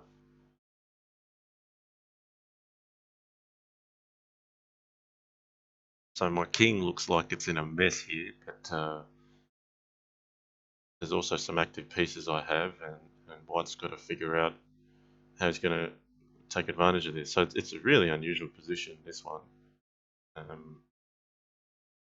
But I'm just trying to get d5 in intuitively to cut off this line here. Okay, now I'll take this one maybe. I'll grab e2 first. I've consumed a fair bit of time.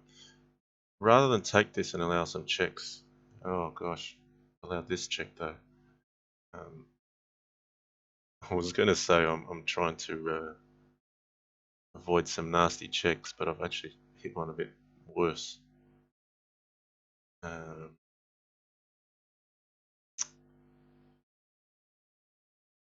Yeah, I was getting an ugly position after king takes f7 because of knight at g5, king g7, pawn h6, king takes. Okay, he's defended.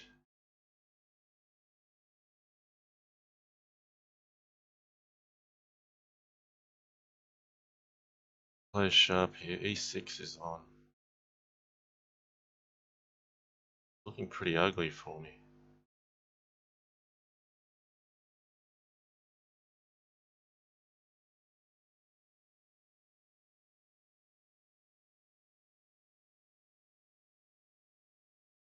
He's done quite well with. I don't know if I've played the right move by taking on E2. I feel like he's got some decent play out of this.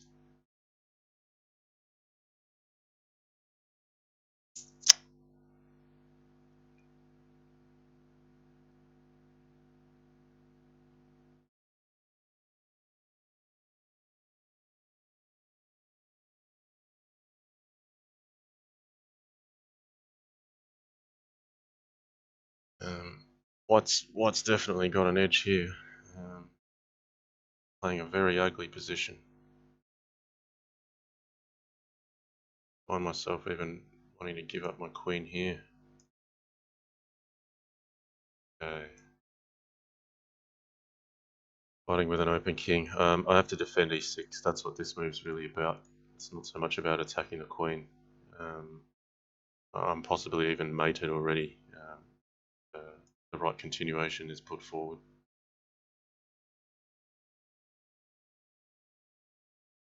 So this bishop covers me on c5. Knight covers me on b5. I'm really playing with fire here.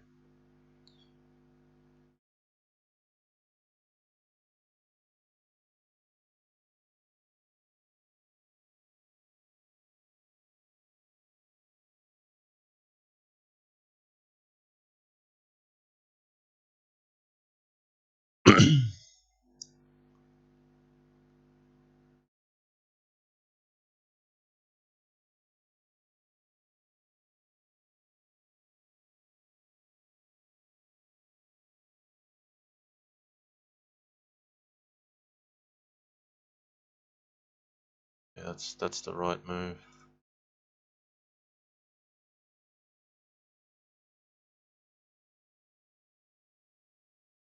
I'm running out of defensive play here, I think.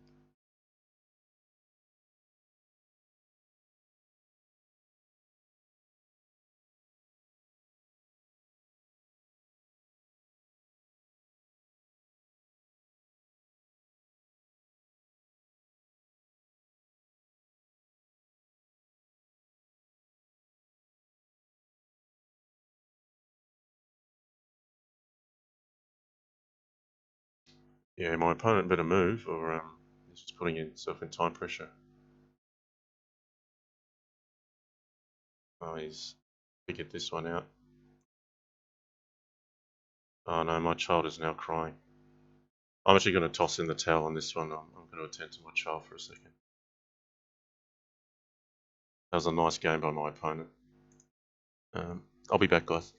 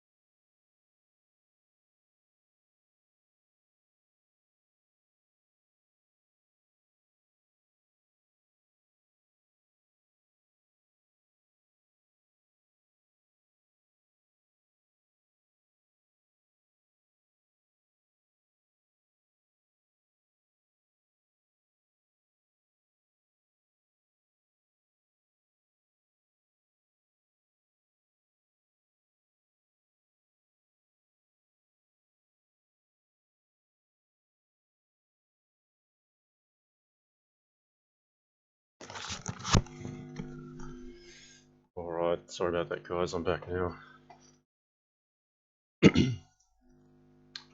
Okay, yeah, I think I'm probably not going to catch up to first place in this event, and I've got a fair lead over third position.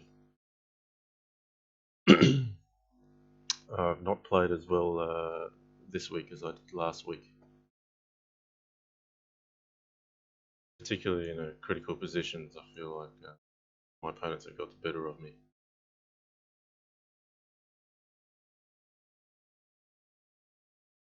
Okay, I'm down an aggressive line from white, just c3 d4 push.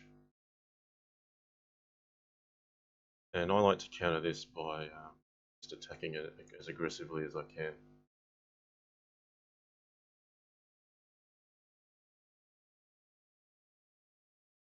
Nasty.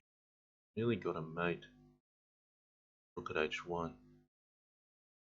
Doesn't quite work. It's very close.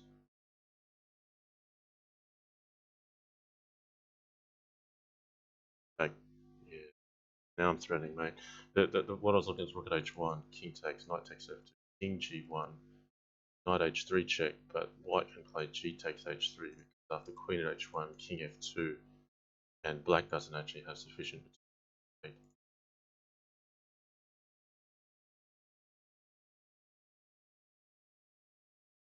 Go forward. Either take e3 or I can take f1. Let's be sharp. Take f.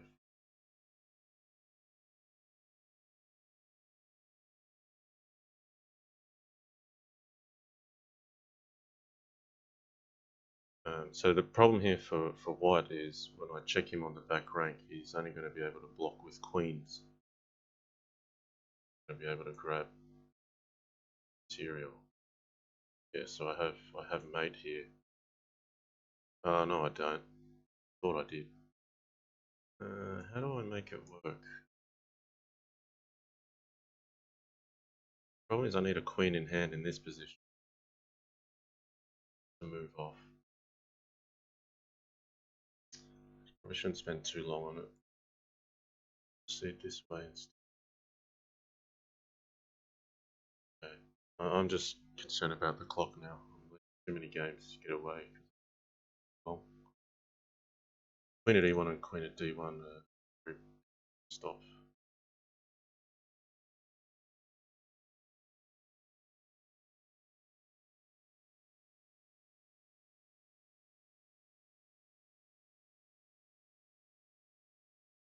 I'm not sure if I've missed a better play than this. I'm happy with where I am at the moment. Got a material advantage and an attack on a king, and my king's very safe.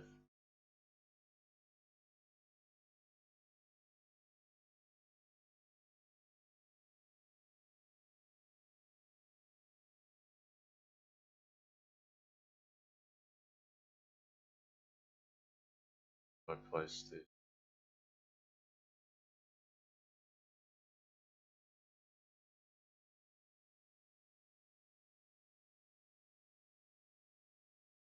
That's how it's done. So if queen at e1, I was giving myself a longer game by allowing king d3. So queen at f1 just covered off.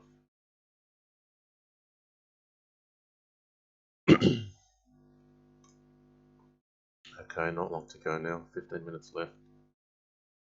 Oh, but JannLee Student took down 12-team. Wow. Okay, here we go. Important match. I'm not going to berserk this one.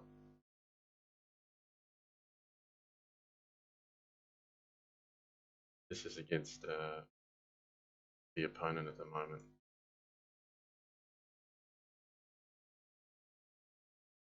So for the first time we're playing 12-team today, despite us being number 1 and 2. I have a feeling it's just to do with timing that could be we're engaged with other opponents when it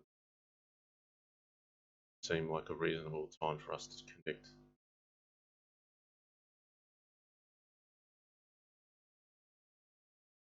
Okay. They're both in unfamiliar territory here, I think.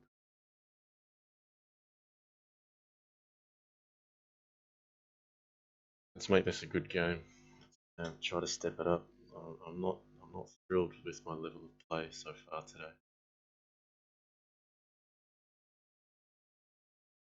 Okay, all positional at the moment, no trades made, so h6 is where I'm looking at.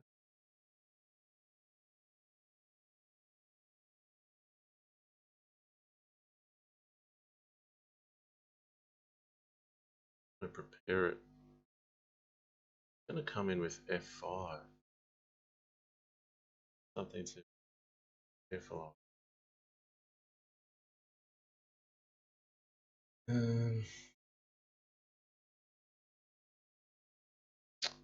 I'd better be a bit more aggressive. If I sit and wait around, I think f5 is going to be good for him. Yeah, pawn. Right, every pawn counts in this match. I'm going to take it.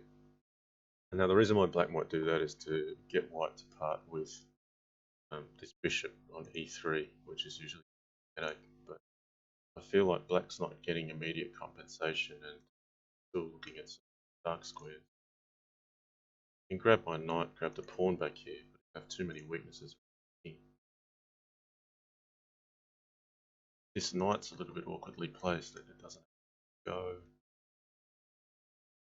Yeah, we're both kind of navigating a new position here, trying to figure it out, but I feel like it was the right thing to do to capture that pawn. Trying to make use.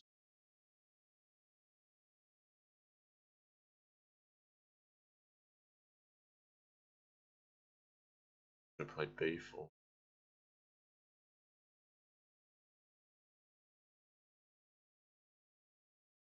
Okay, I'll entertain that. b4, I'll actually just play knight d1, play a materialistic game. If he takes b2, I'm happy to get rid of one of these bishops. That's what it'd be for defense. Every pawn's going to count this game. I think this is where Crazyhouse is at its best.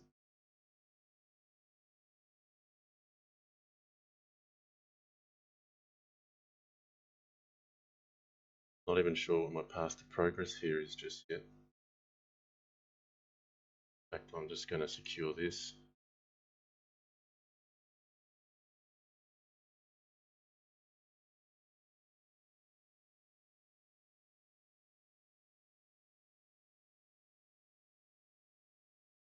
Expend a pawn there, but then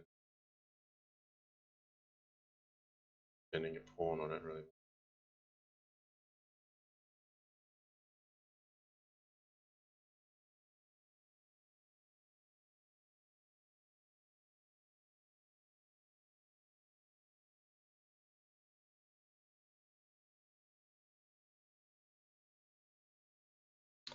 All right, I'll do it.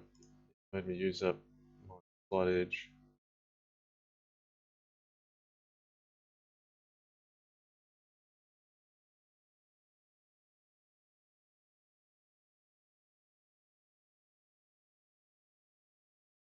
Now what I might do is try to reroute this knight somewhere else.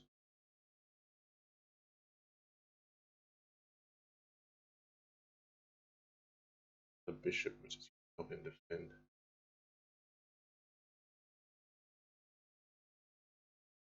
Okay, let's bite the bullet.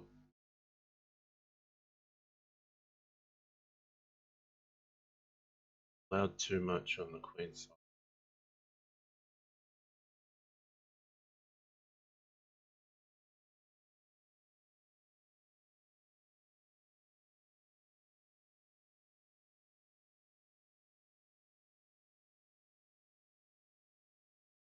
I'm looking at this queen f7 sack to do it. Right now my rook still covers f2, so I'm not mated at the back. And bishop at e6 is where I want to come in. So up until now I haven't had a real easy way through. Up his queen, try to attack. interesting. I'm going to decline his queen sack and put another guard on f2 and also reinforce f7. I want to play bishop at e6 later. At the moment, if I play bishop at e6, he'll just take the rook, I capture, king h8, he's safe, and he's starting. So what I'm doing here, this is really delicate. I'm trying to cover off f2, prevent him from starting an attack, but also maintain my aggression on the back rank at his end. I feel like white progressed out of the exchange that just happened there.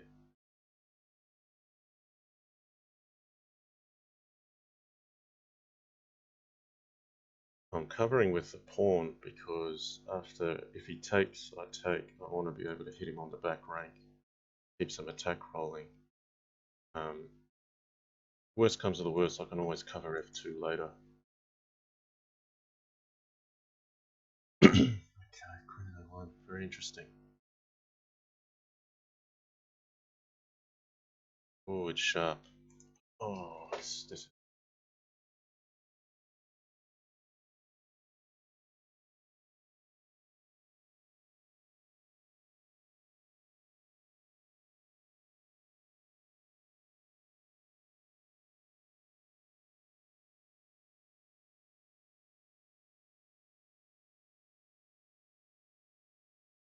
So I can't take a1 because of rook a1 and g1 mate me.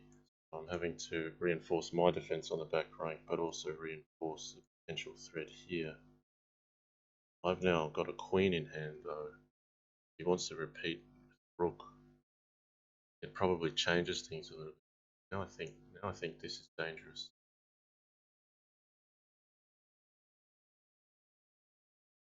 Not sure if I should have used it. If I'm using the right piece here. Playing more instinctively than calculating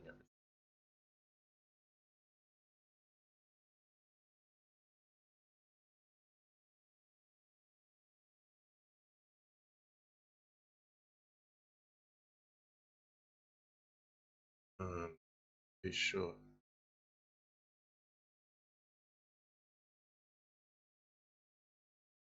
Got to cover the back as well. Seeing the critical moves. I'm actually just going to cover f2 with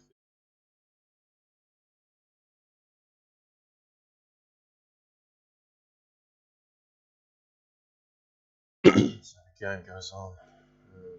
I feel like I've missed a winning opportunity already.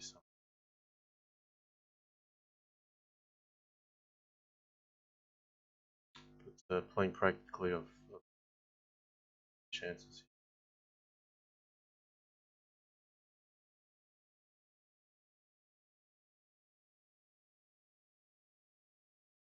Queen a4 is now my big threat. Lock that off. Ooh, lots to play for here.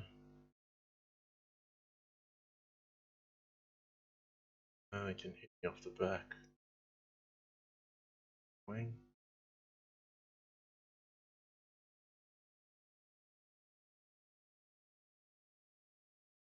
Get out of this.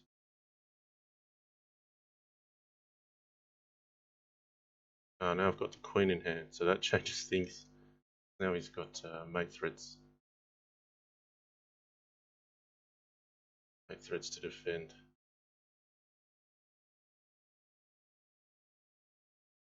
Right. Yeah, I can see mate now. Oh, what a thriller. I've never seen a 56, 57 game match like that before. That was something. That's definitely game of this tournament. Possibly game of the week candidate. Maybe I should actually go through that. Alright. Try to berserk.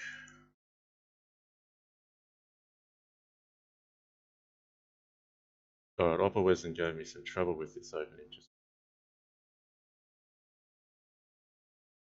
Yeah, let's see if I can improve last game. At knight f7, after taking it, I came into some troubles.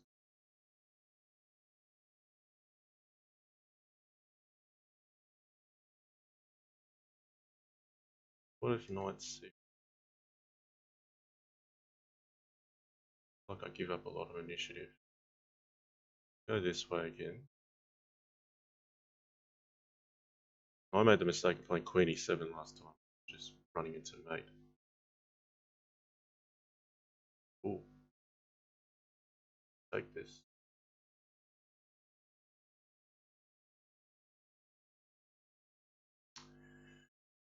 Find out.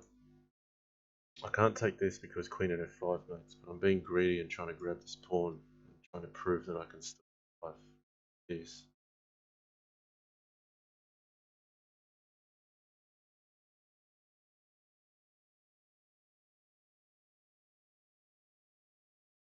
Back.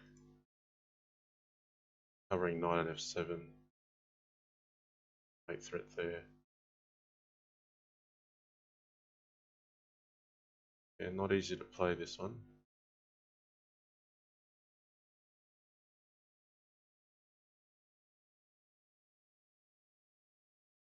Saying that every piece counts by playing that move. Ugh, it's just hanging. Definitely worse here.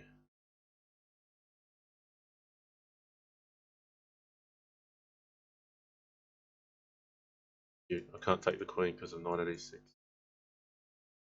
Played a superb game here. Grabbing material off the back.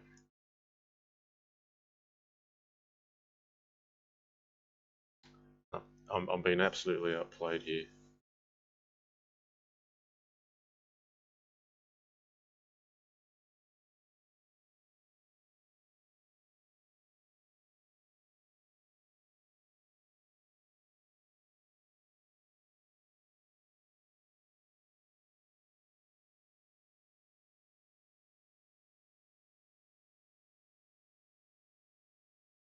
G1 is now hard to defend.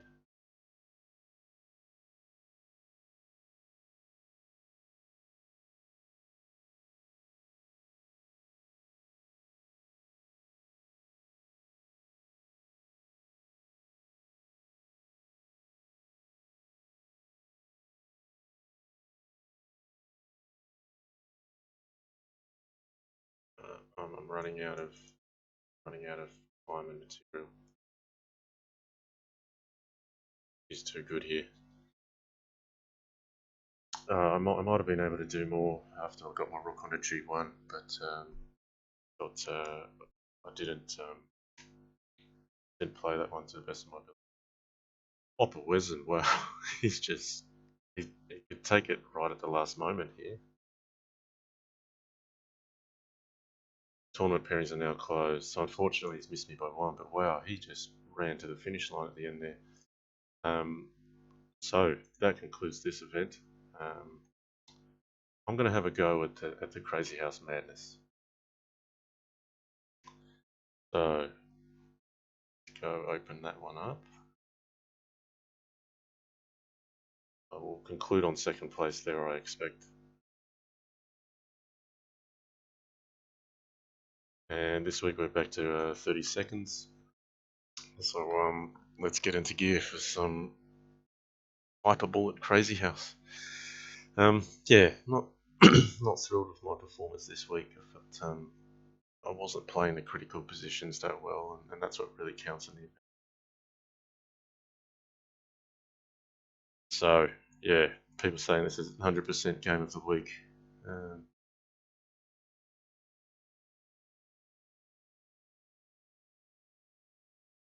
Alright. Bob Johnson says, hope to see you at Badness, Jan. He says, I won't blunder a bishop this time. Alright. I'm going to get my music on.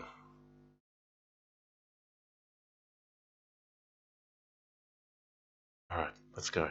Blitz Bullet. So, Blitz Bullet won the inaugural event.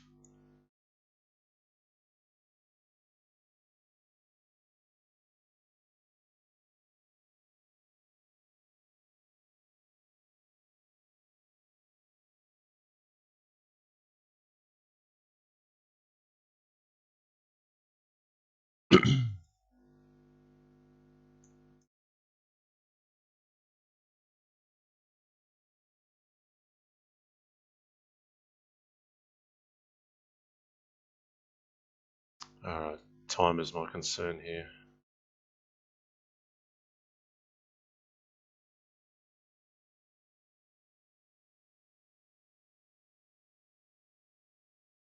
I had to preserve this knight because that's the only danger to my position at the moment.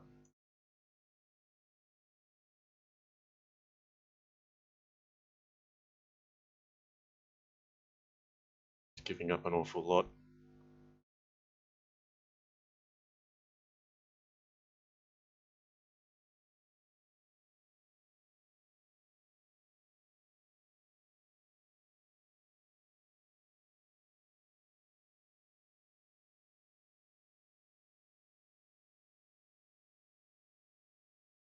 Oh, whoops. Not good, not good. Disappointed. Not in gear yet to play a 30-second match. Should have won that one.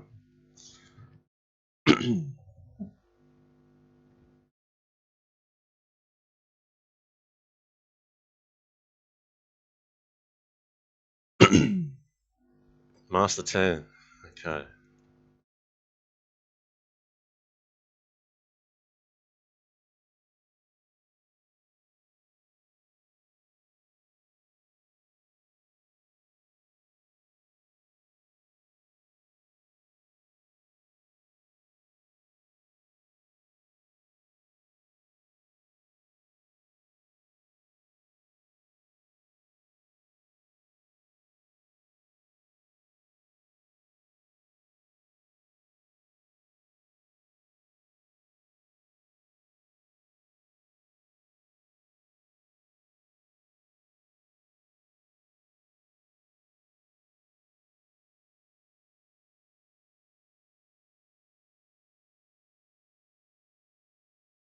Ah, that loses.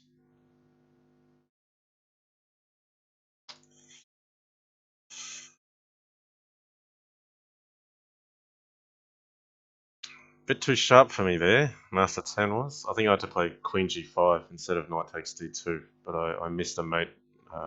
He had a pawn at G6, F takes G6, bishop at G8.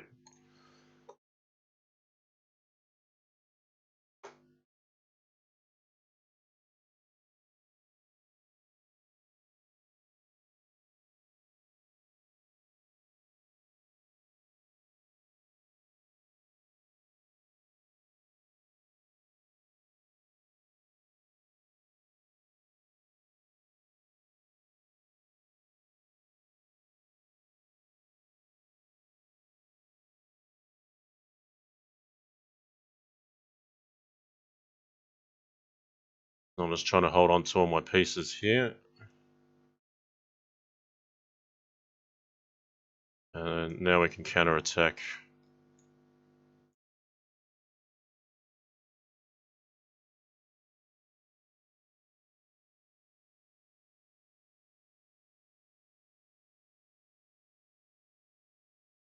Alright, I'm on the board.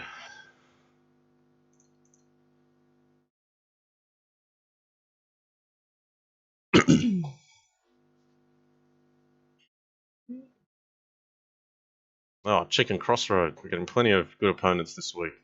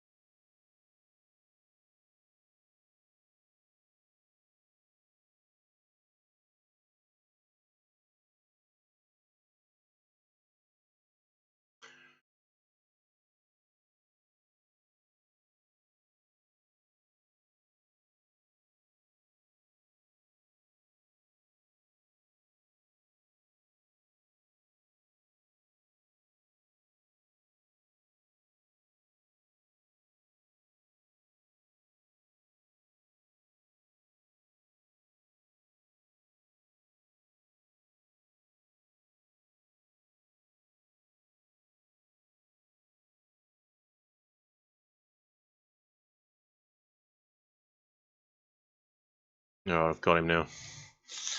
Happy with how I played that one.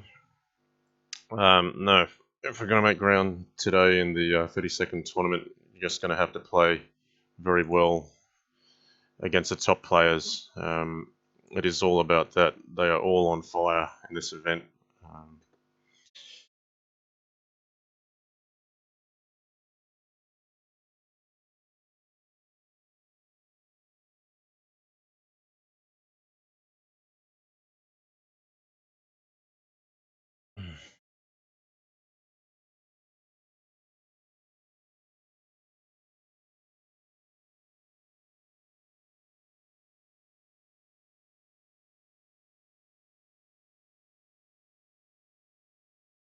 Okay, here I'm trying to attack him first. Went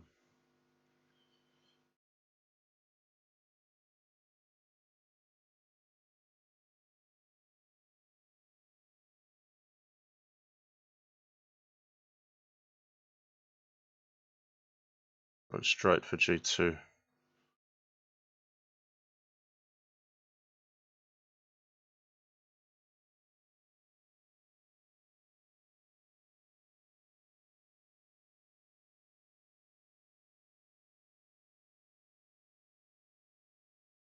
Oops, I dropped the queen.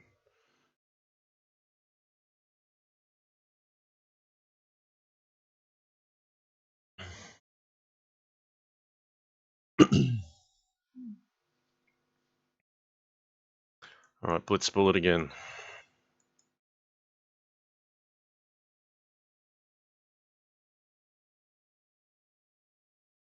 Oh, my computer's bugging out a bit.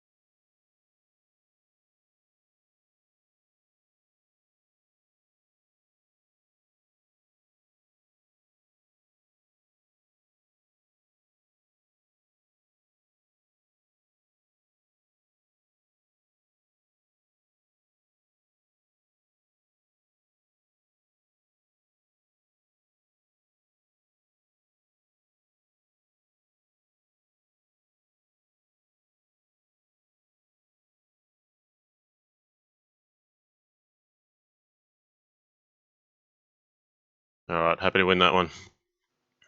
Playing sharp. Isaac Levi says, thanks very much for the games, John. It was a lot of fun to play you. Likewise, thanks for putting up a good fight, and thanks for following the channel, Isaac. Appreciate your comments each week. Um, really makes doing the channel worthwhile.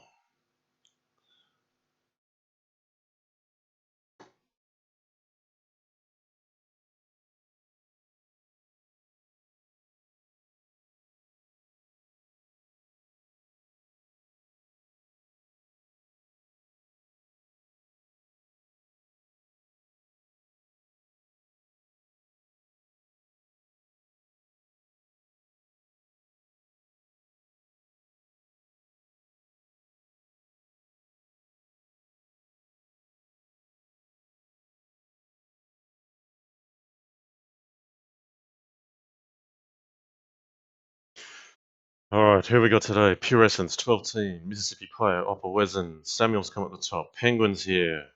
I know Chicken's playing. We've got a really strong event here. There's going to be 2 hours of tough play. Okay, Penguin, here we go.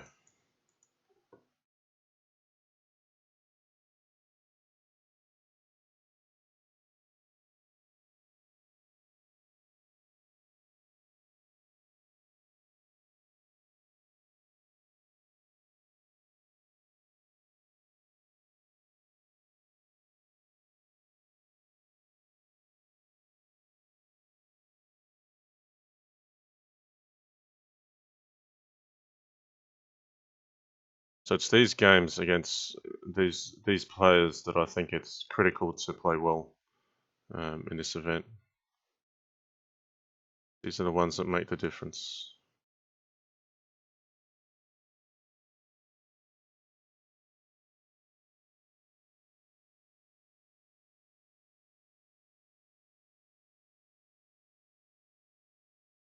Oh, I should have taken this pawn.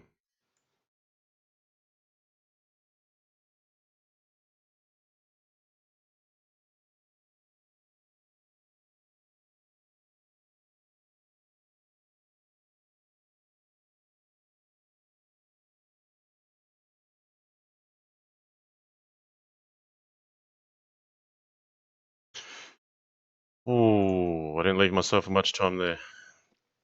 Got to play well in those situations. Got to keep pushing it.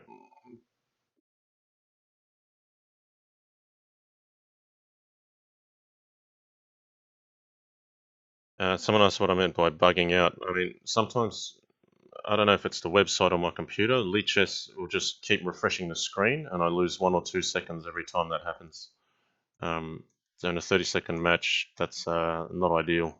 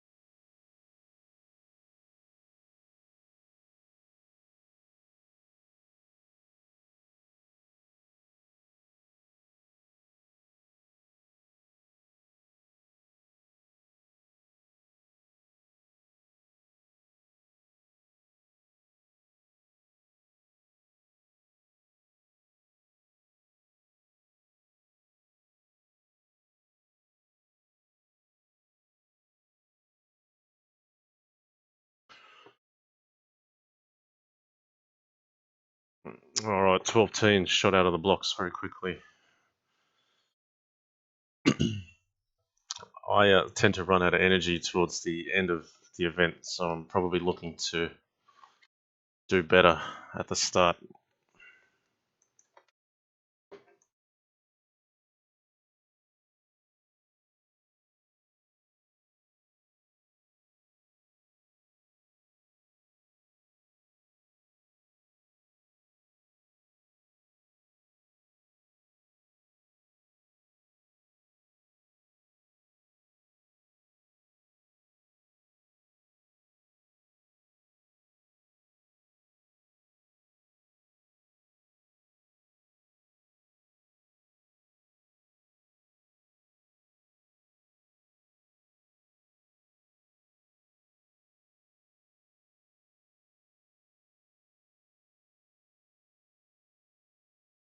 Oh, Samuel's causing me a bit of discomfort here.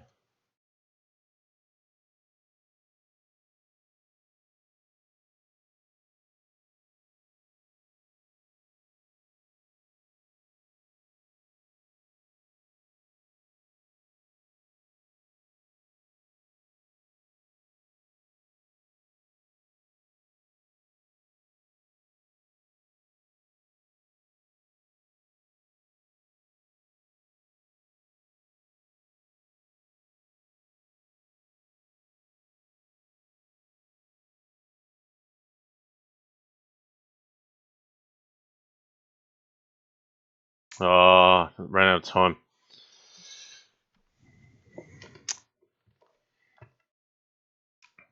Well played there from my opponent. As one of my viewers. I think, yeah, sometimes it bugs out as well. It changes the pieces on your board. So having the queen on b8 instead of my king was rather distracting.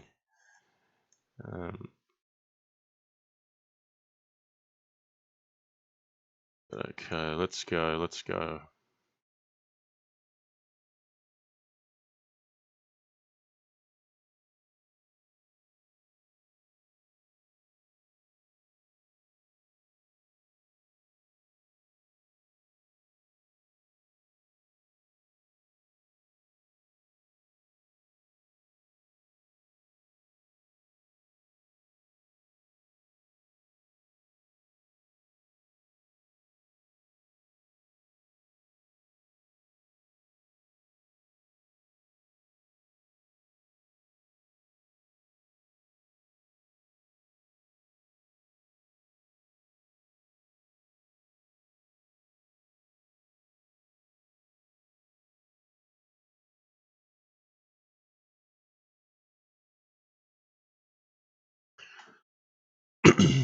Upper Weston's up there. 12-10's taking his first hit.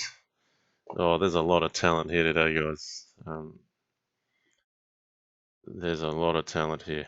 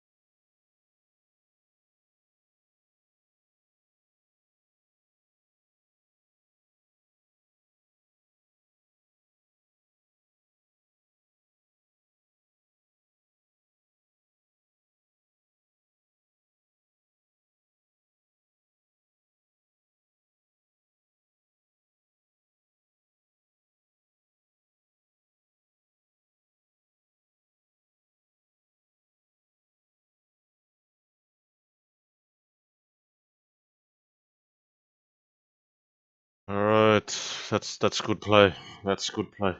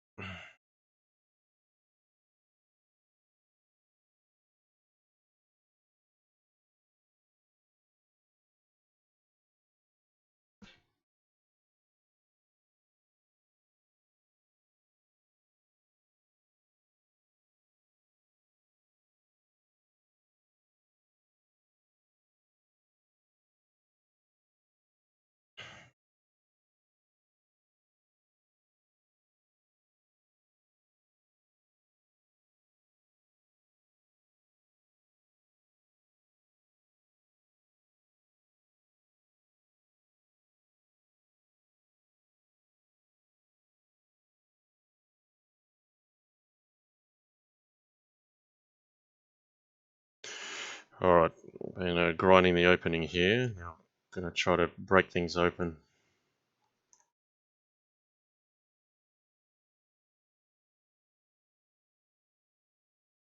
Oh, that's a costly slip. Unfortunate for my opponent.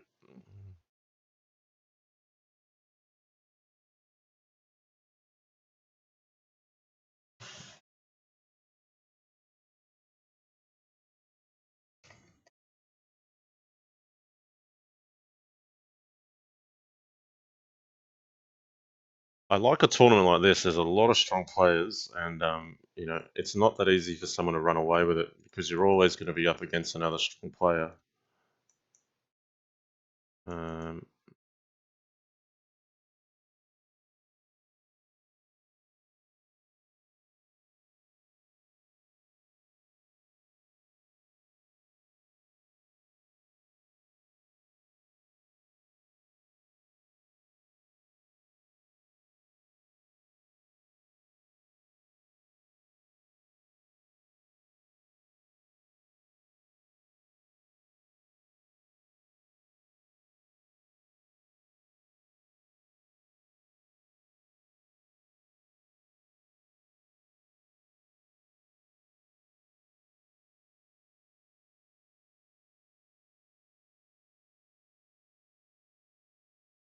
I got him with my cheap trick. You can sneak those in 30 seconds. I'm still capable of a cheap trick here or there, guys. Watch out for me.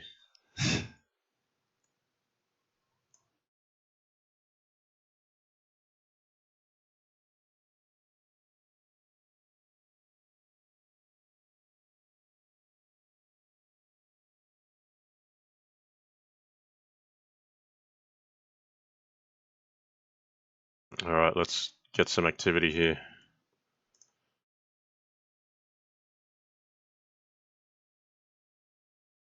I'm going to get my knight onto f7 to undermine the light squares.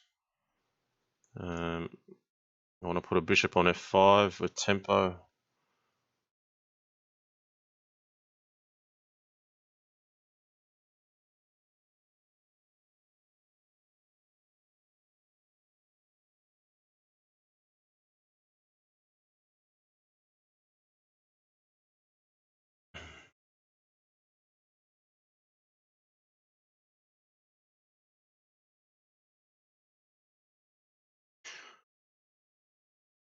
All right, I've doing all right against the top guys so far, but the question is if you can maintain the stamina. I think so. 12-10. Here we go.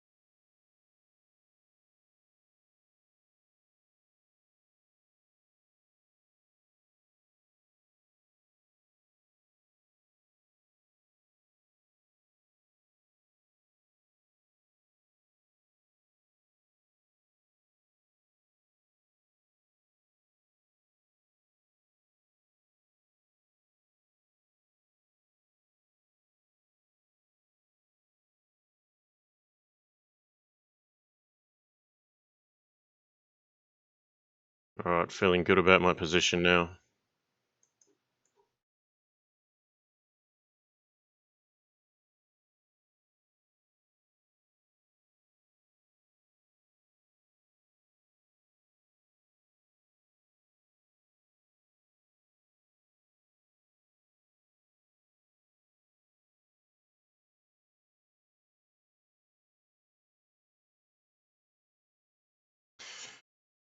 Yeah, I feel like I'm playing a bit better in this madness event than I was in the 3+2.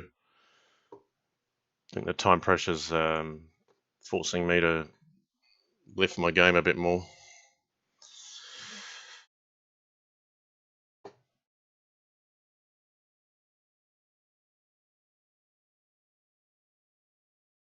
Let's pull it again.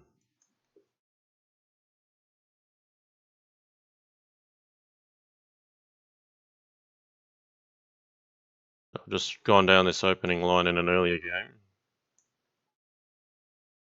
This looks good for white.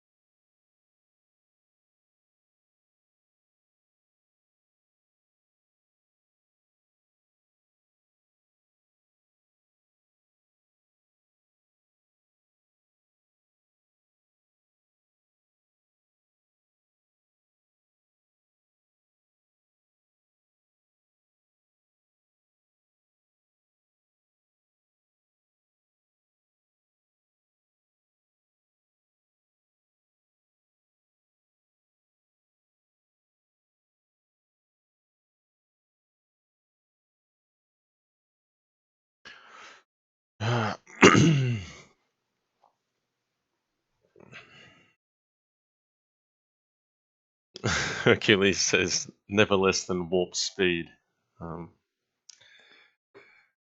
you can't keep that up for 2 hours too easily when you're my age. I think that's probably my disadvantage. Is some of these guys feel a lot younger than I am, and they're just a lot sharper, a lot quicker in the tough positions.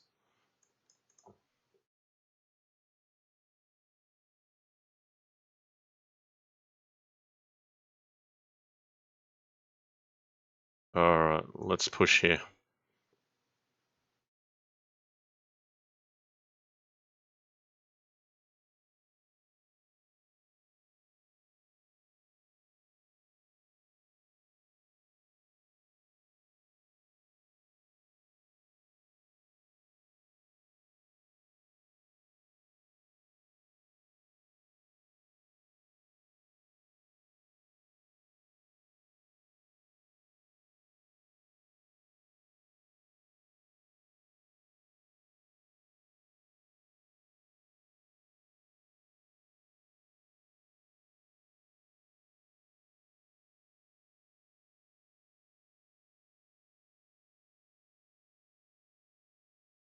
Yeah, absolutely murdered my opponent that match out of nowhere. Um, Something's changed with the start of the new tournament. I seem to be finding the tactics a lot better. Okay, Mississippi player.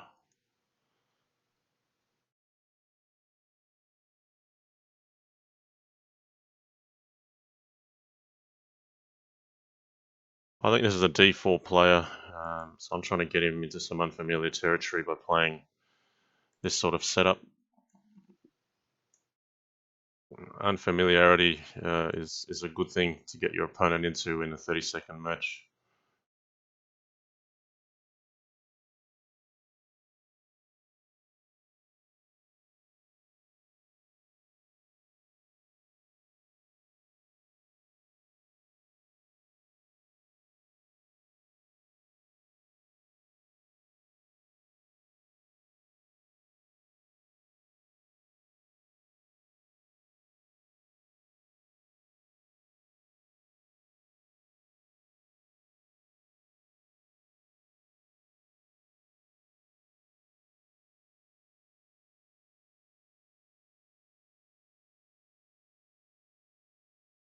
I'm in big trouble here.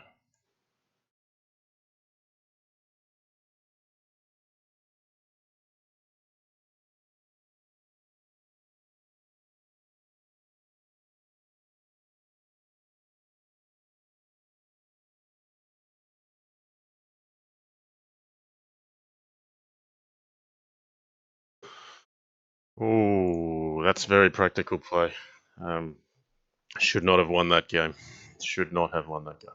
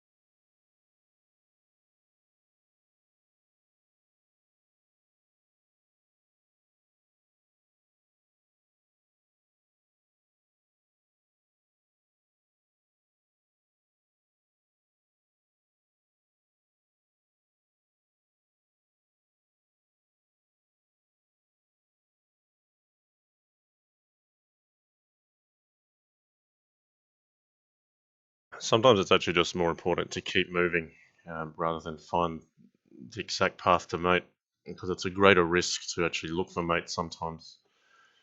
I think against the top players though, that's no excuse. You've got to find the best moves whenever you can.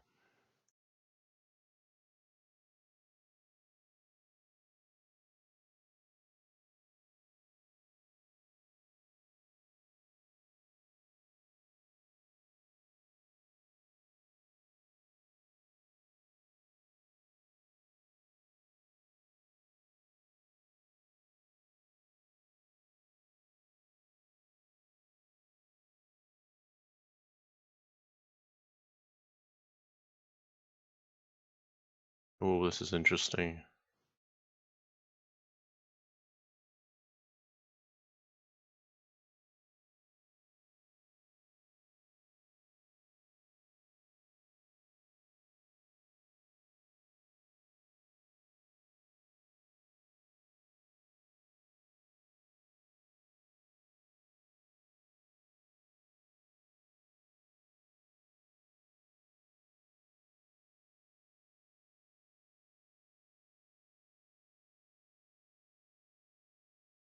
Oh, I'm struggling now.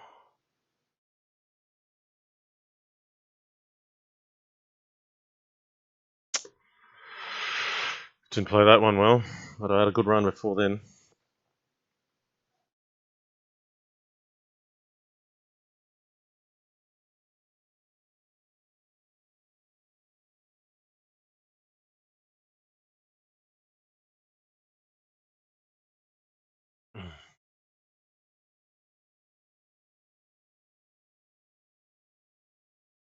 Master 10 again. Here we go.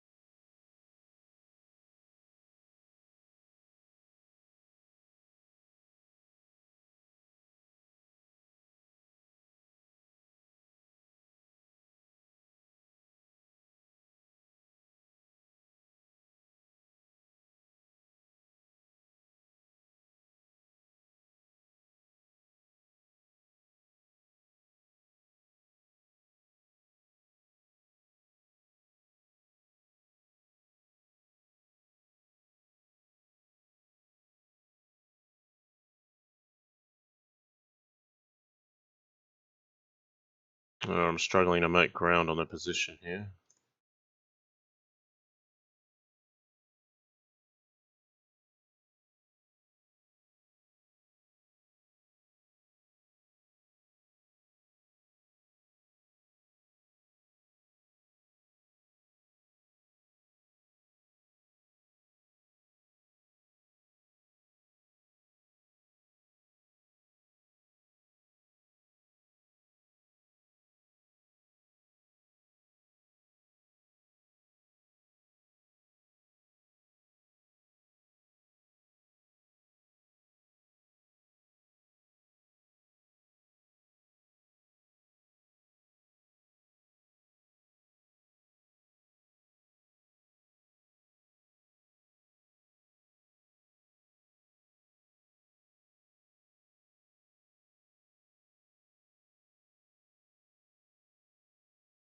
Oh wow, that was a crazy match. I just pre-move, pre-move, pre-move, pre-move.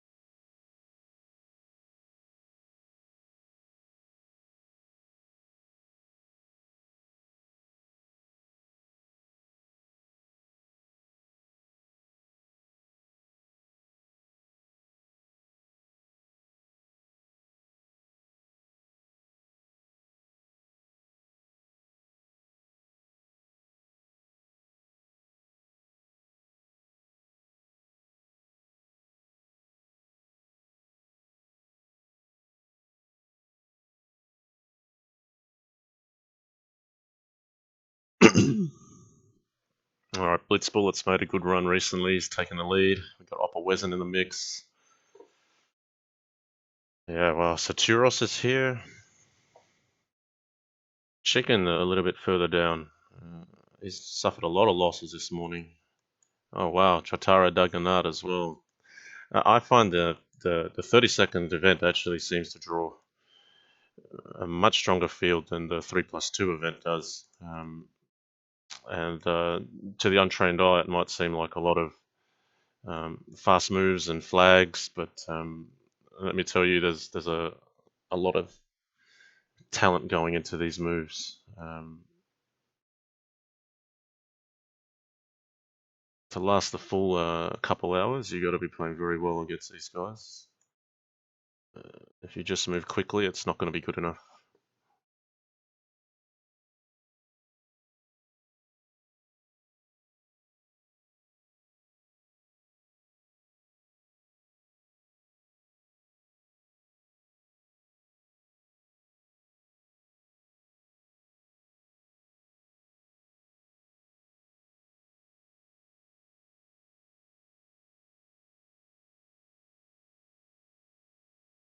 Oh, I'm struggling a bit now.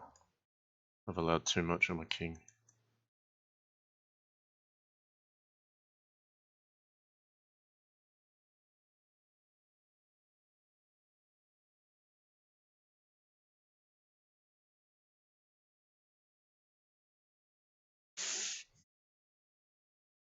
So, having said that, if you don't move fast as well, you will also lose many games. So,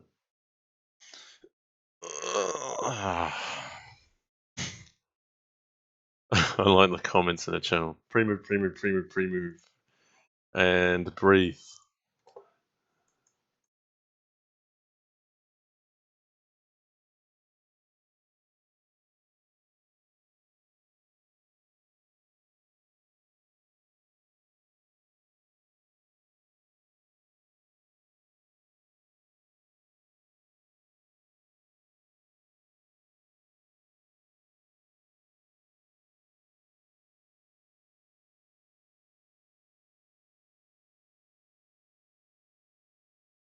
So I want to undermine this knight next.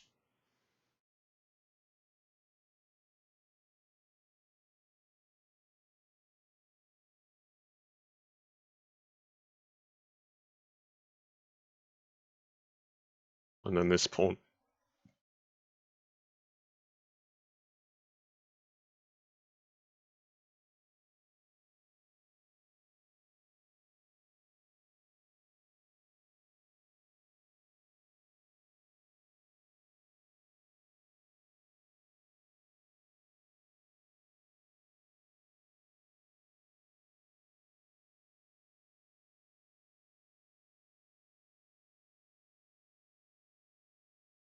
Oh dear, that's terrible.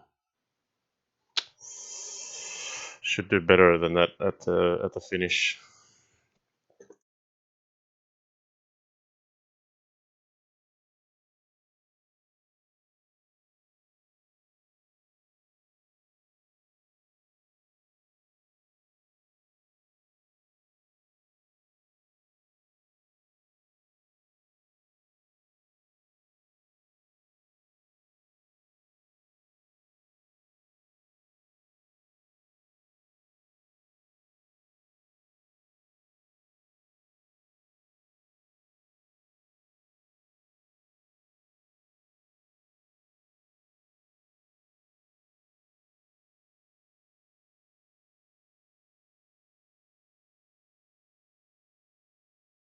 Oh dear, I expected a different move. That's costly.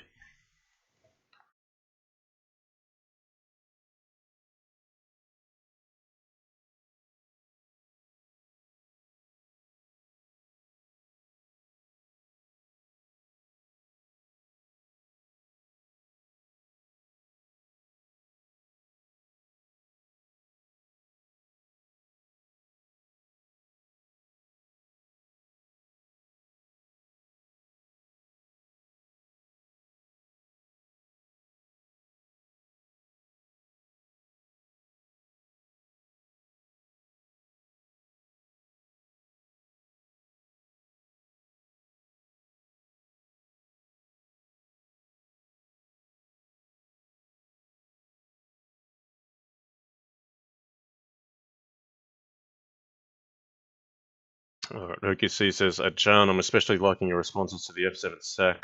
I will try them when I'm feeling brave. Yeah, I think you can't be too afraid of taking pieces.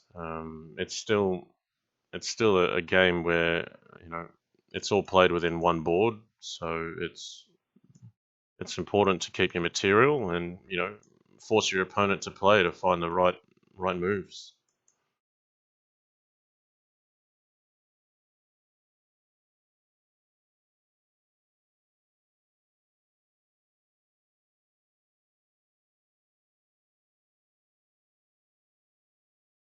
Right, getting ambitious here.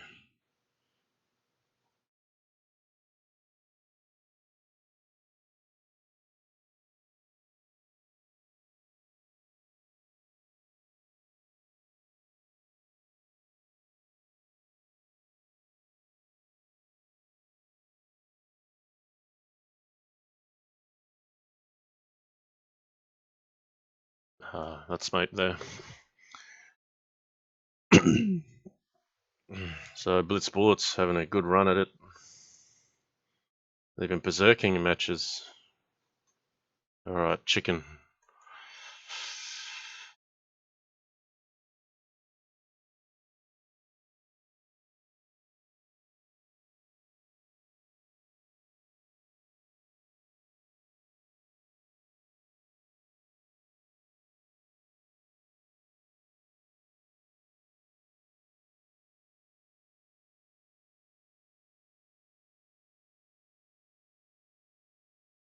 Alright, I'm dancing around now. Let's see where this goes.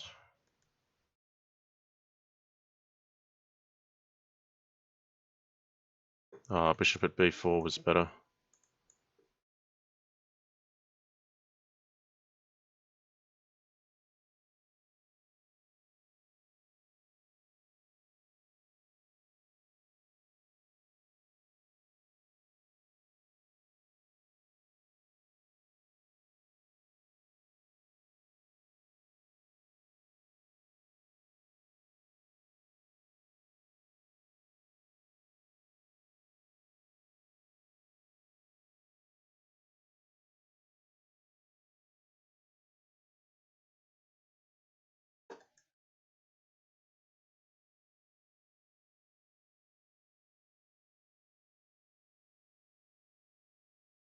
Oh, you got me. Got me on time. That's unfortunate.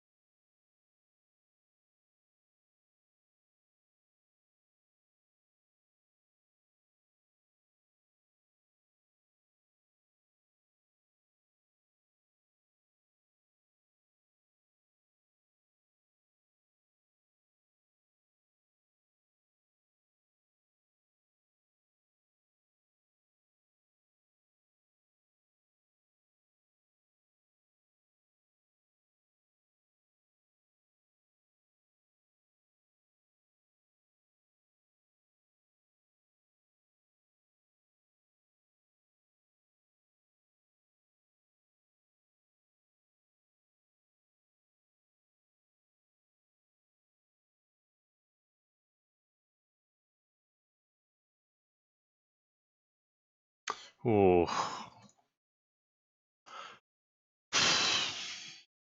They're all making me work.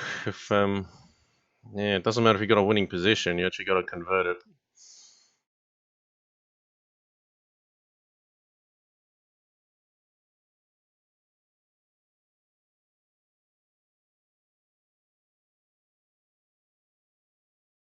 Alright, my opponent's going to berserk. Oh, he didn't even want to play me. Okay.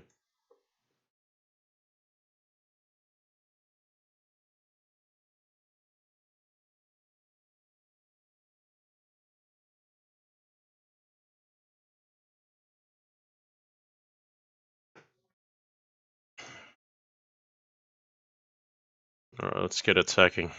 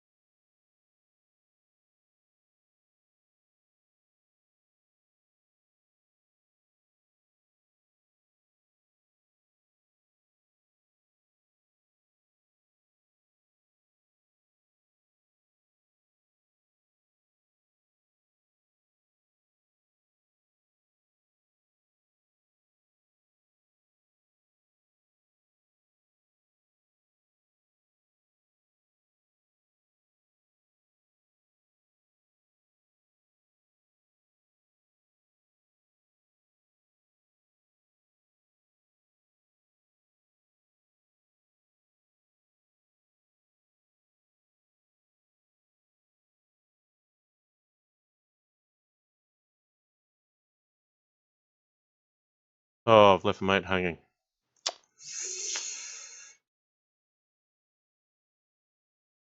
Yeah, queen takes d4 was never going to be a helpful move because the bishop covered the g7 anyway.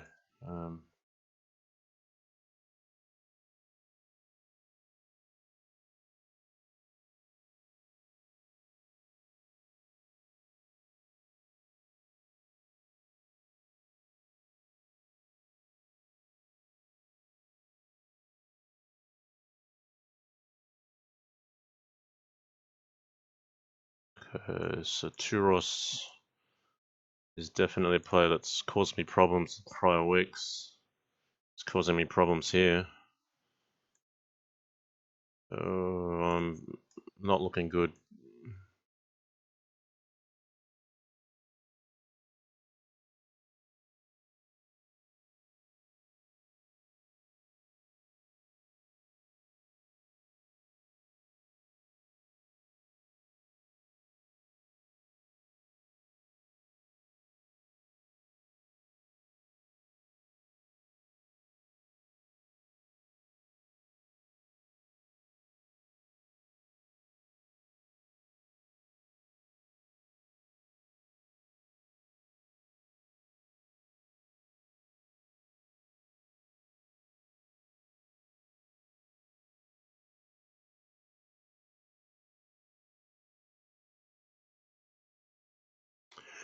Yeah, it's not over till it's over. That was some hard defense there. I think maybe a mate may have been missed, but I'm happy to walk away with that one.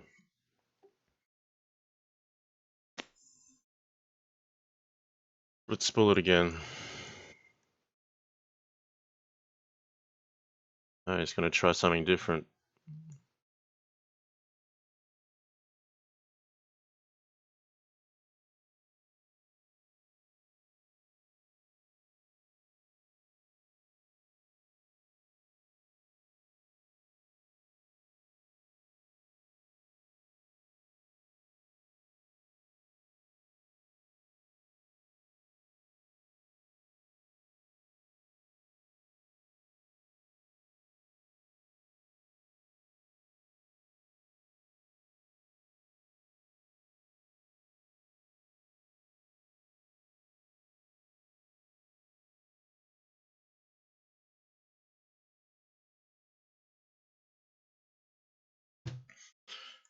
Got to see those things. That makes a difference in this event.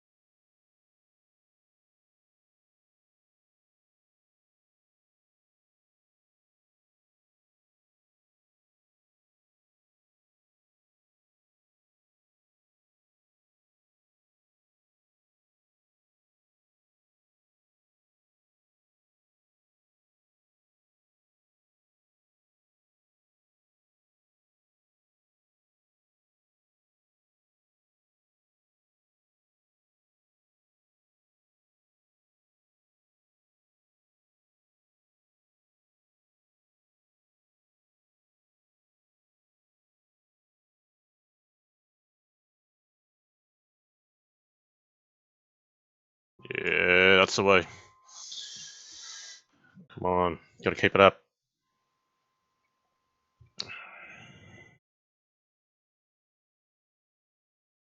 You can see Blitz Bullet and 12-10 have played it many more games than I have.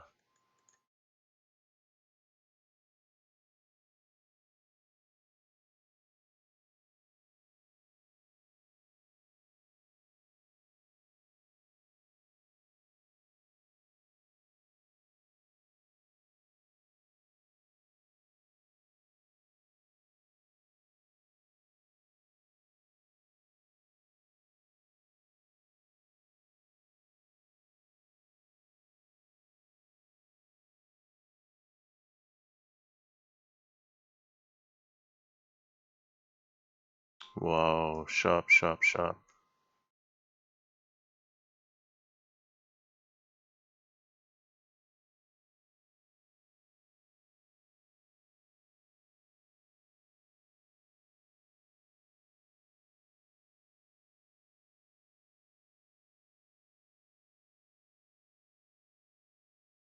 Oh dear.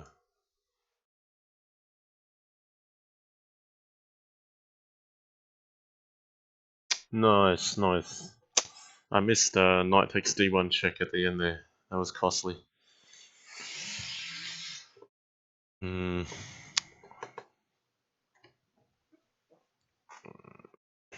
Okay, Isaac.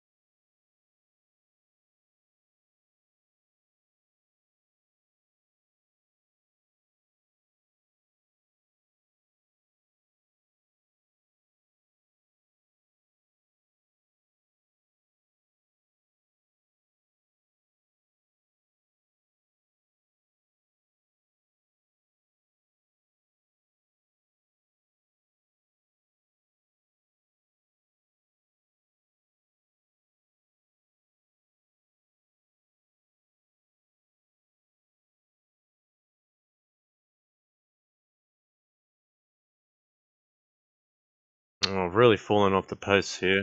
I've struggled to maintain a multiplier. This is where it's critical to try to put a string of good games together against some good players.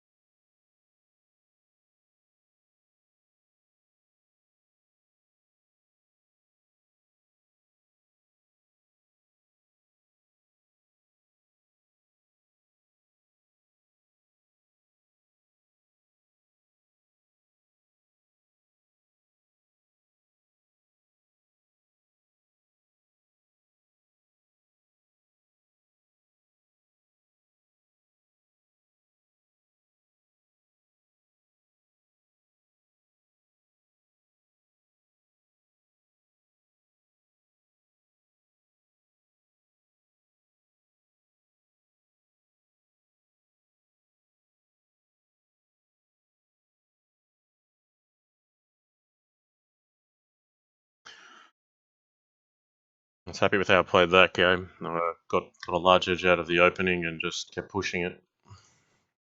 But now, look at 12-10. He's just blown the field away. Had a long streak. Okay, Penguin.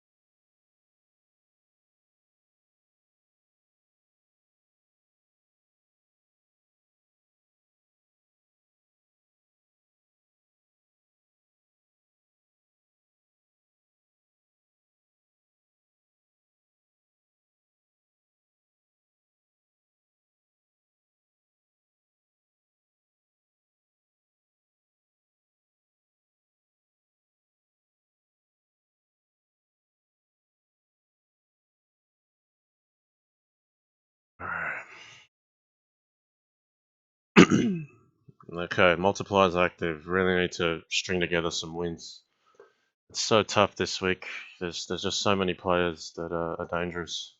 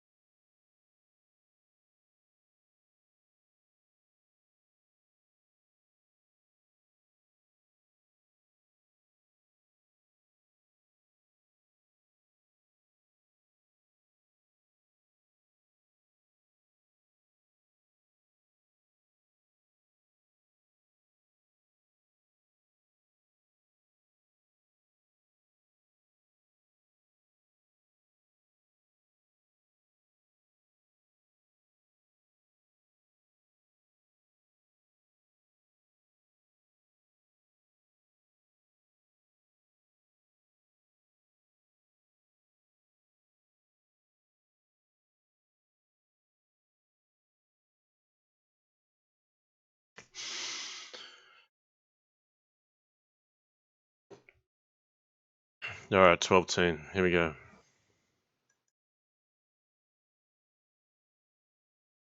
Gotta perform here.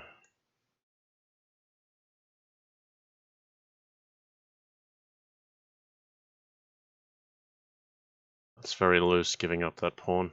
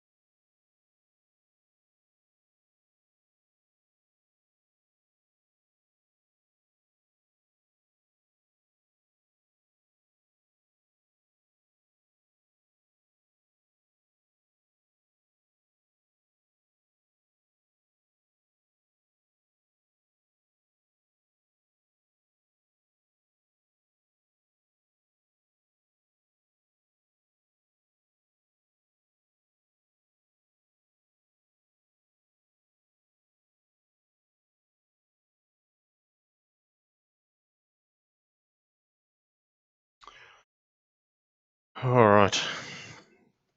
You gotta play the game well.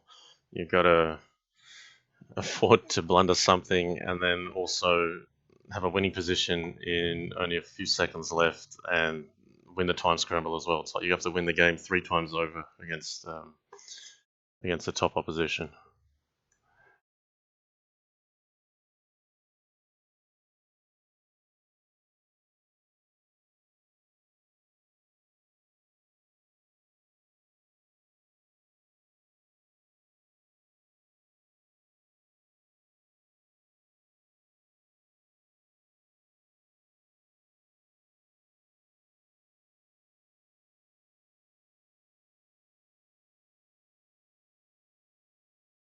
So rather than capturing this queen, I'm just trying to secure my own king side first.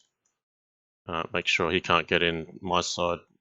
Then I'll pursue his king.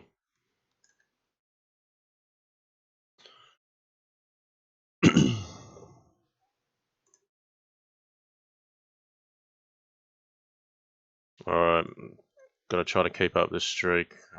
Sitting just behind, and there's plenty of strong players clipping at the heels. Look, you've got Mathis down at number 10. Mathis is making leaps and bounds in the game at the moment. He's gone a bit too fast this game. That's unfortunate for him. But you got to keep your opponents honest. If you keep playing the same openings, and in a 30-second tournament, they can keep playing the same moves and pre-moving them quickly, you're asking for trouble. Okay. Let's put in a better effort against 12-10 this time. I felt I gave away too much in the opening.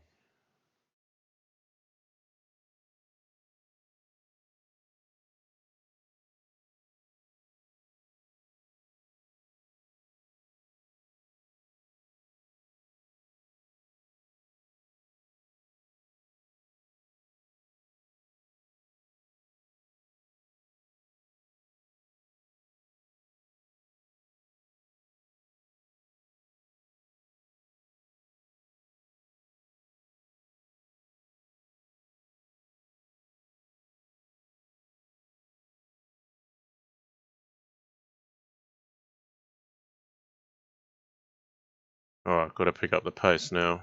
Too slow, too slow.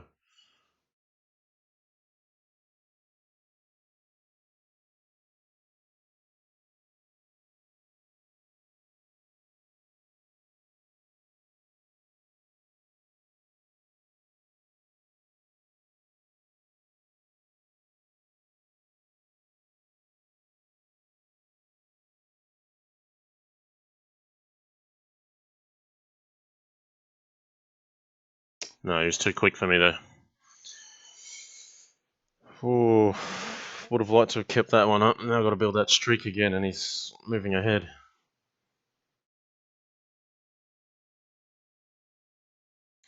Alright.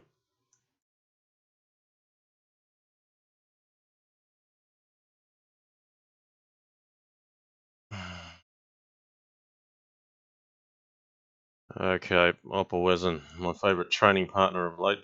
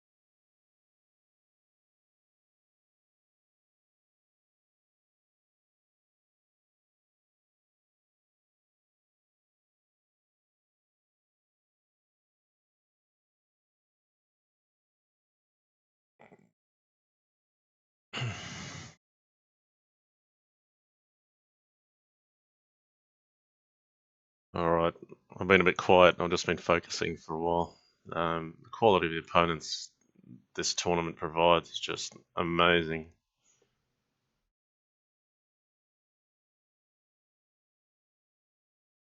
Okay, we're heading into this territory again.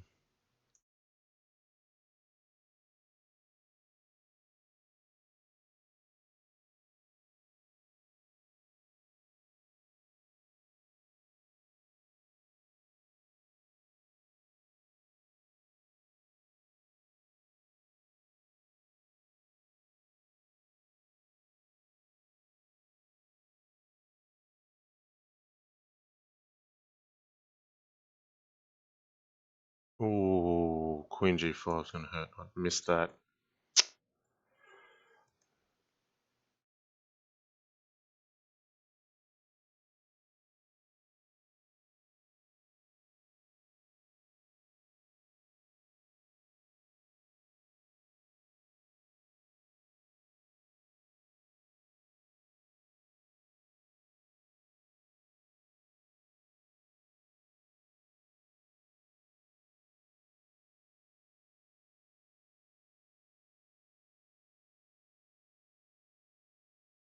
Ah, should not have lost that game. Isaac, I'm not playing well enough against the strong players at the moment. I need to sustain it.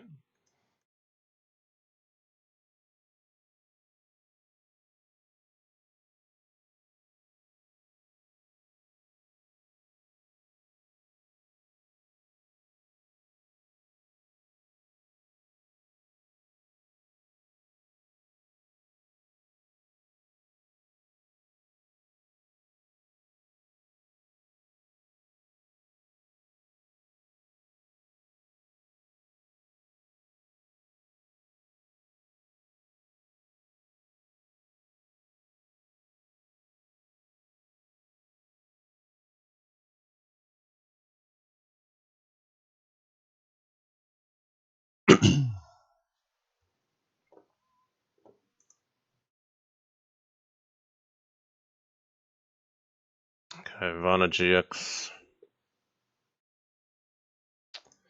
Yeah, he should just play. He shouldn't resign there. I'm not sure why he's doing that. I think anyone should have the right to play against anyone and have a chance.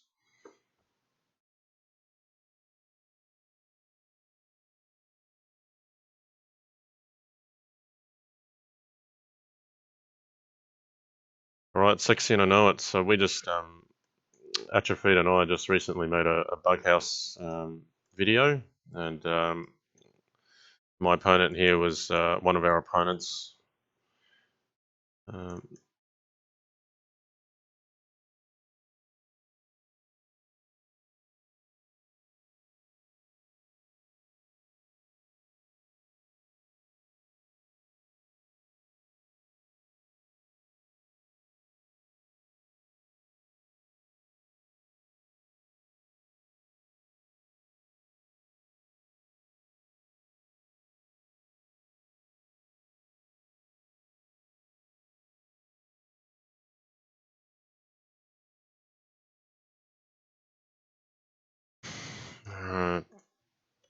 Got the multiplier back. Need to make use of it.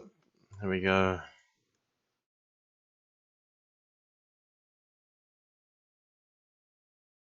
We've got a bit of pace in this opponent.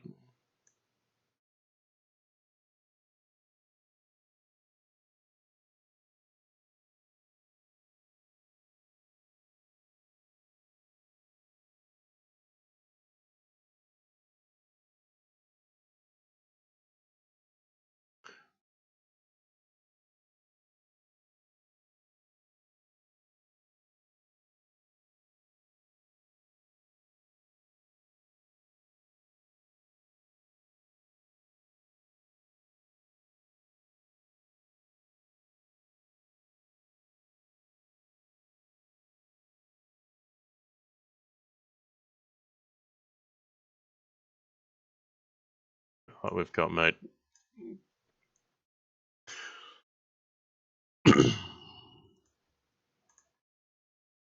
Now trailing 22 points behind, 12-10.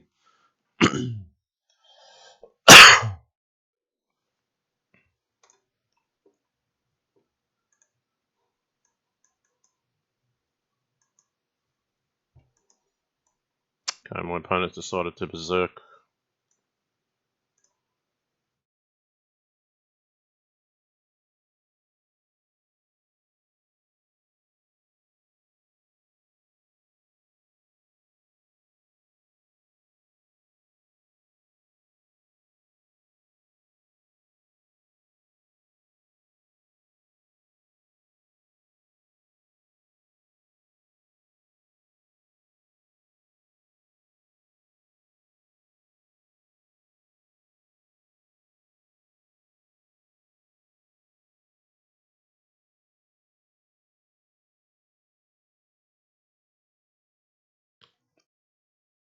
Okay.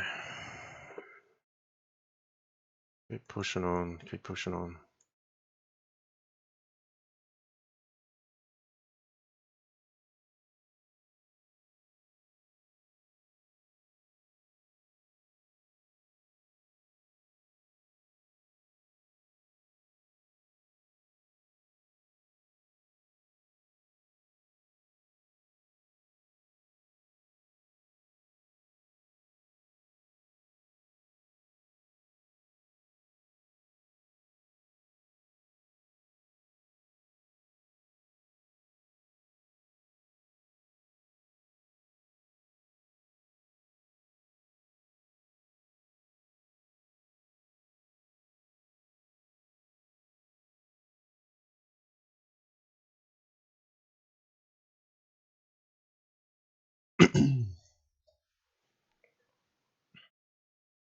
Bob Johnson says, John, you always talk about how he is old, but I think most chess players peak tactically in their early 30s. Maybe it's just because you spend so much time on your family and job.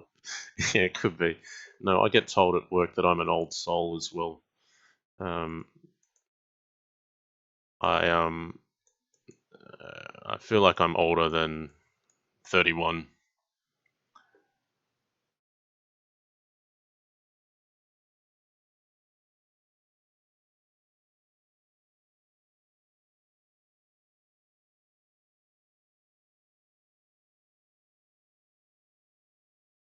If you ask me, I feel like I'm a long way past my peak. But yeah, I mean, my role now in the game is probably more to um, educate others and bring the game to them. This mate's, I've got pawn at b6, which is the key resource.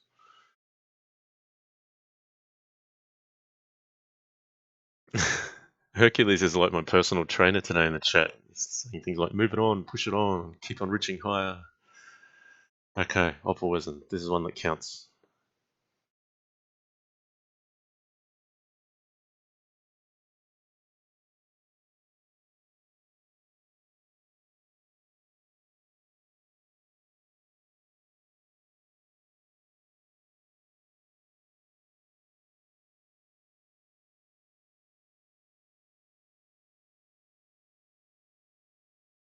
He's sacked early.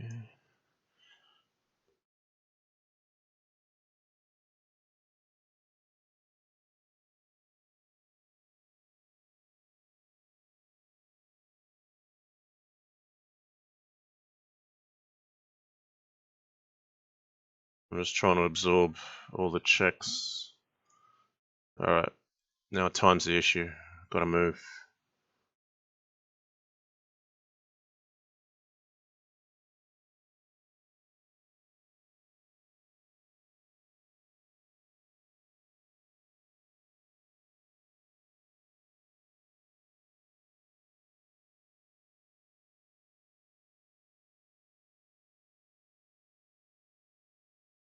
Oh, getting done on time.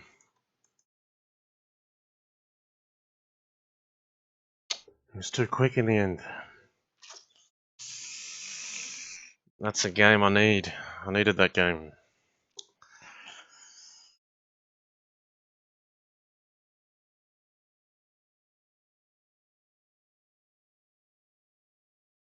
Alright, chicken, here we go again.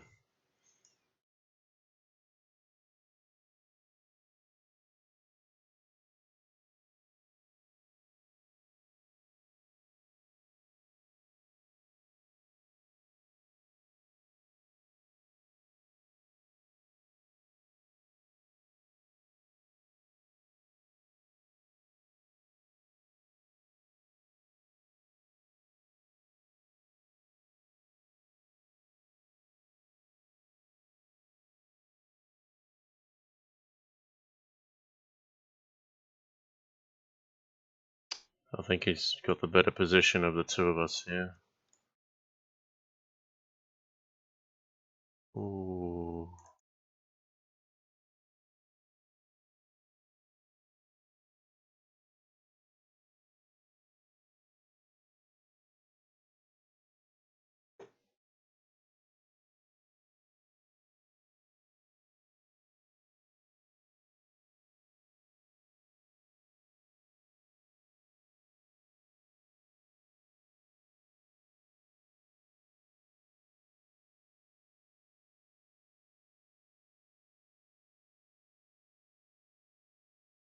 No, he spent too long thinking there. He should have got me.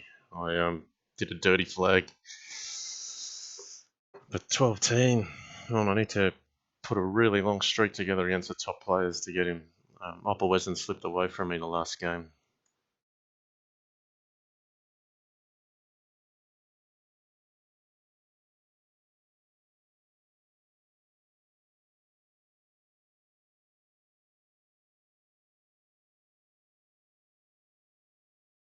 Yeah, knight at f5. I like this move.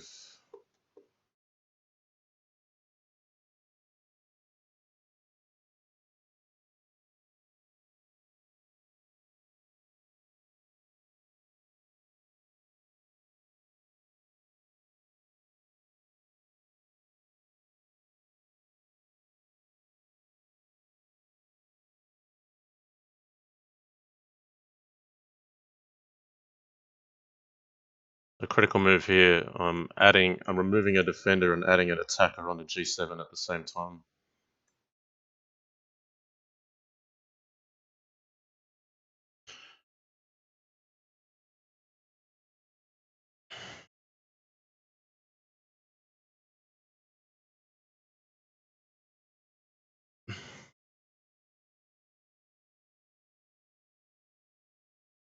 Yeah, this is like, this top 10 lineup here is just amazing. The strength of this tournament. Oh, someone took down 12-10. Here's my chance to catch a little bit.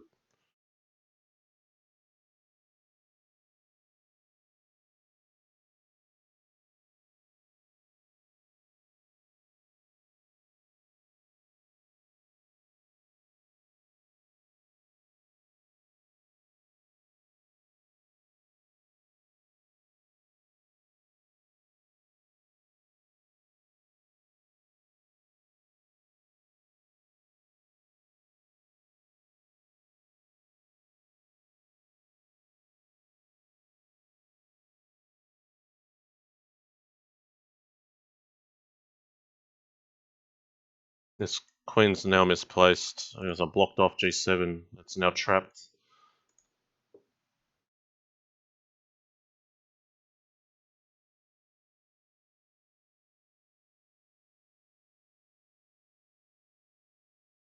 We'll get him with the fancy mate.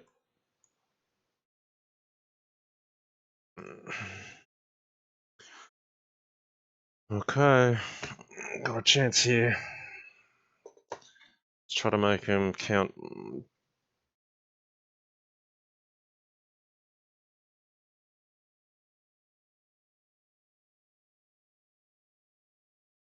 Chicken again.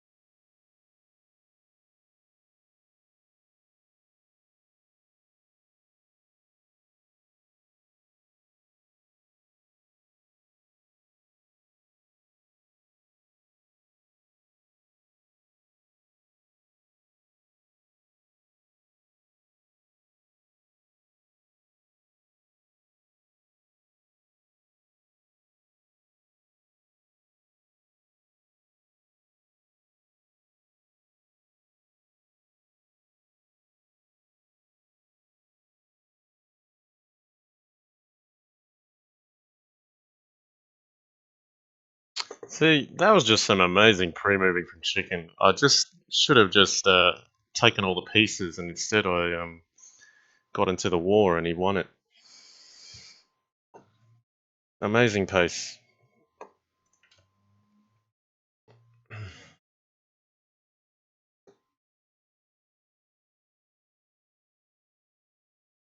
I wish Varner would play. Uh, I'm not sure if he's resigning because he doesn't want to play or because he thinks that's helping. Um, I think everyone should play their games. Okay, Deathmaster. There's someone new.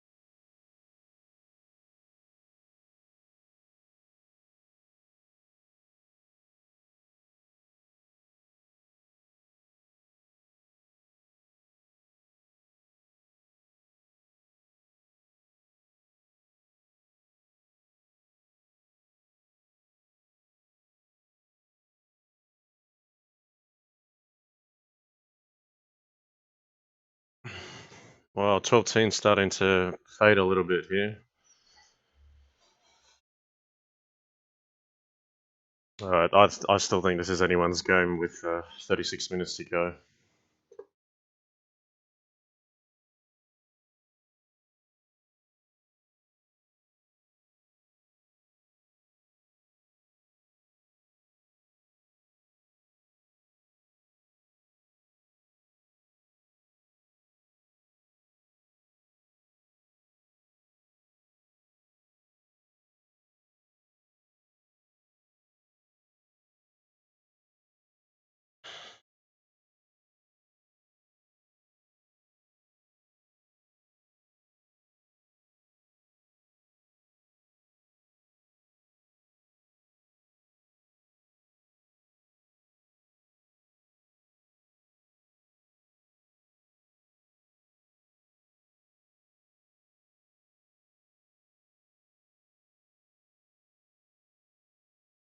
Got myself into trouble at the back here.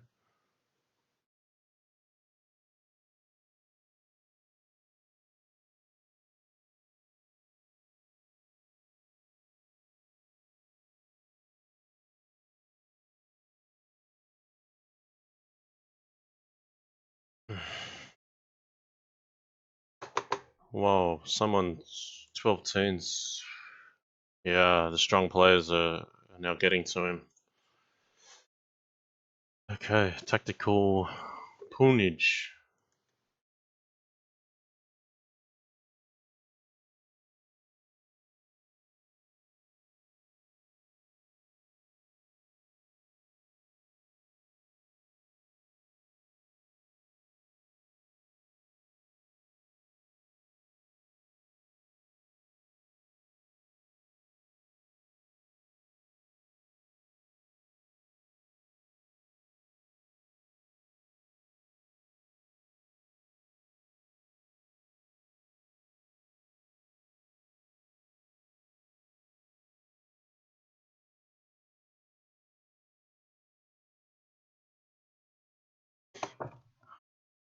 Okay, Kentucky Fried Liver again. He's gonna berserk me.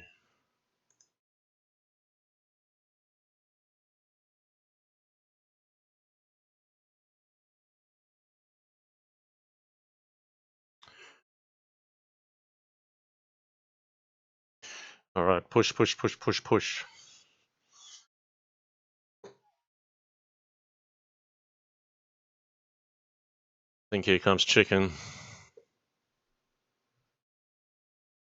Alright, another important match.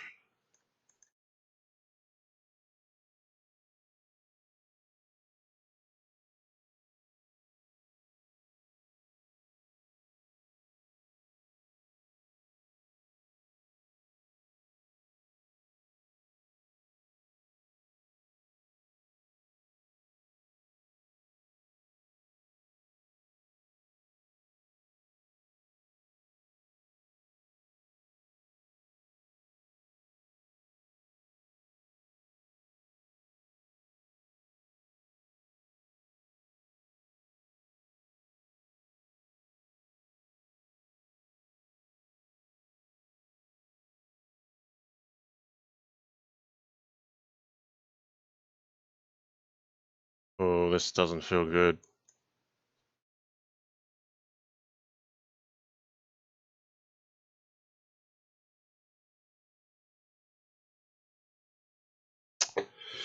Ah, it's disappointing.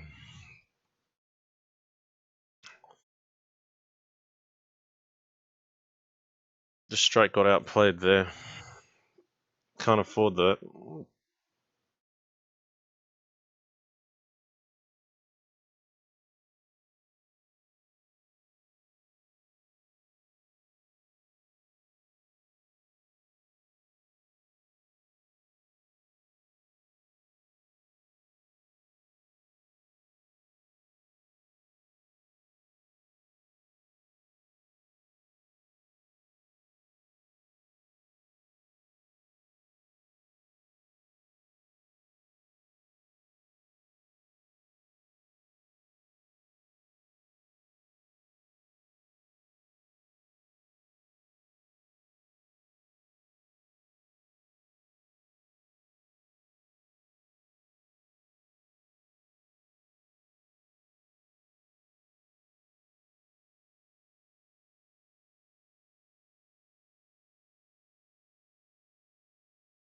Okay, Watt's definitely better, but it's a question of if he can convert in the amount of time he's got left.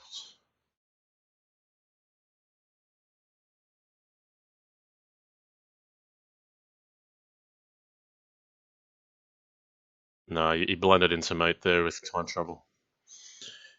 You definitely had a better position.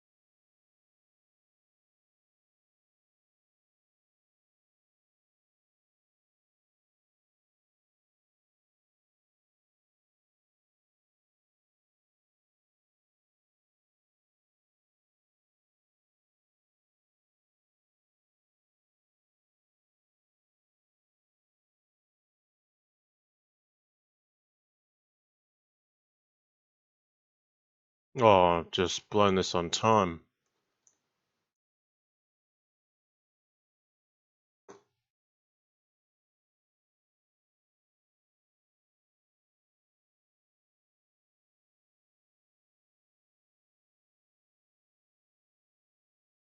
Oh, really struggling now. The field's too good. Didn't convert a winning position there. Okay, 12-10.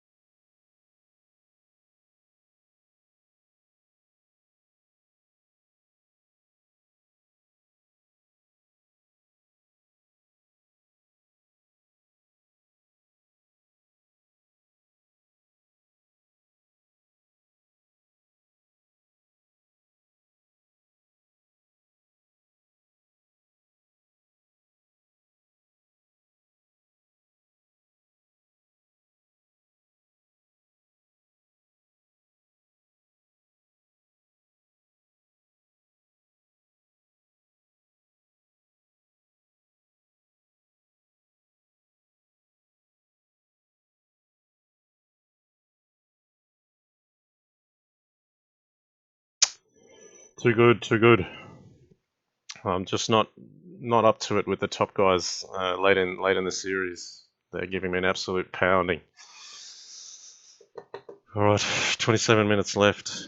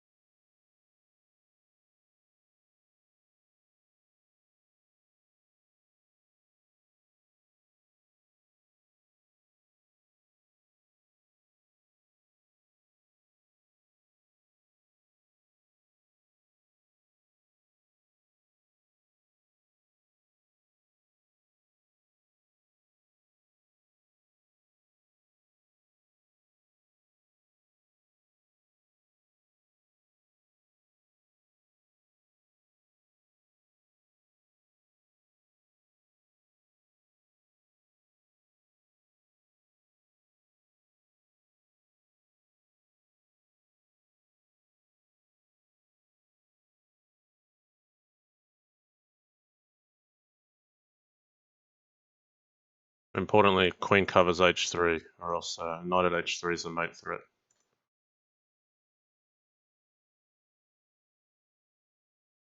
Oh, but now I've left it open. See, that's just unforgivable.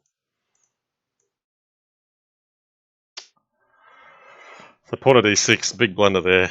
I actually just mentioned that my queen was defending h3, then I forgot about it.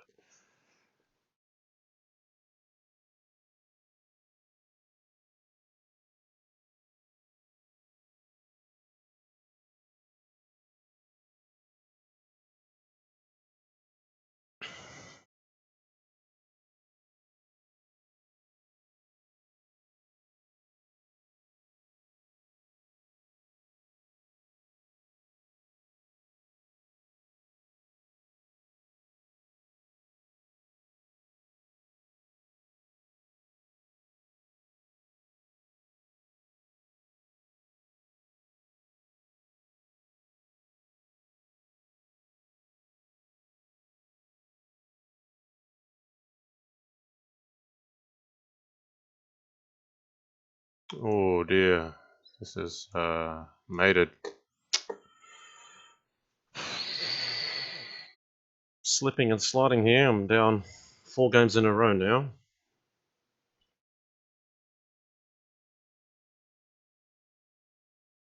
Oppa Wizen, they don't stop coming. Doesn't matter if you win or lose. You're up against a tough opponent.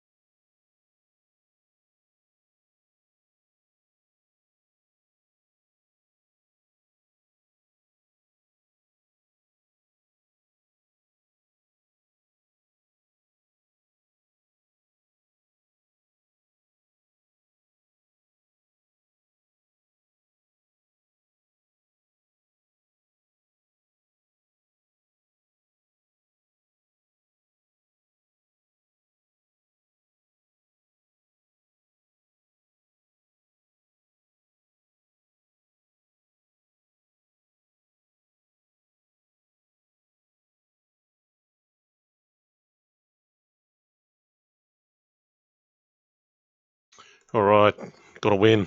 It's taken a while. Oh, fallen too far behind 12-teen. He's had a massive run. Now Chicken and 12-teen are up against each other.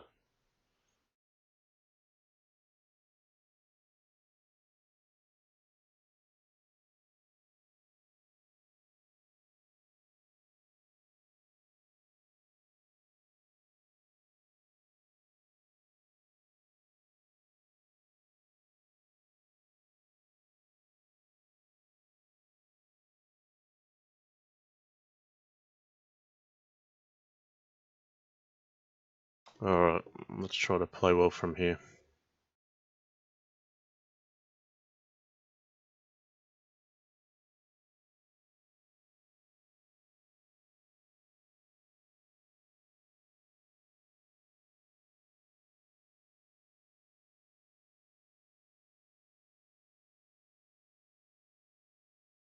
Just going to play a very practical game and try to stay active. Keep the heat off my own king.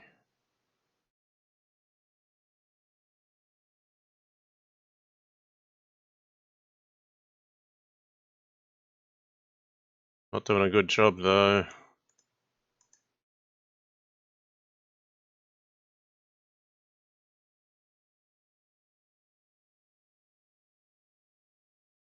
Awful, awful, awful, awful.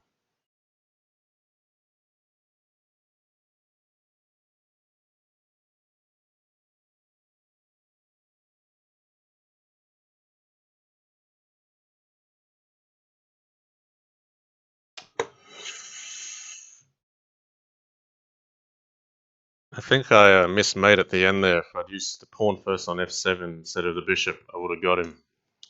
But not to be. Getting absolutely destroyed here.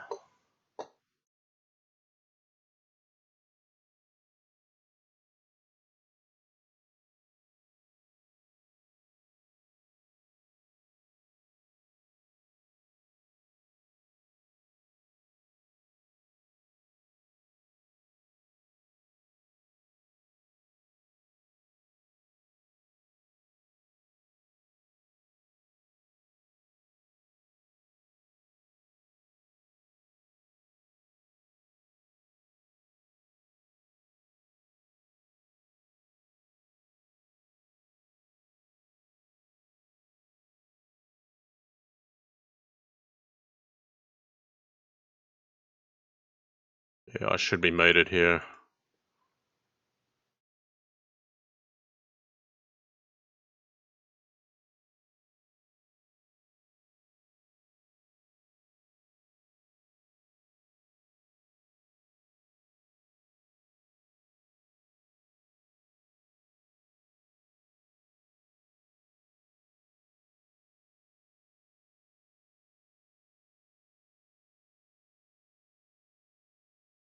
Terrible, terrible, terrible.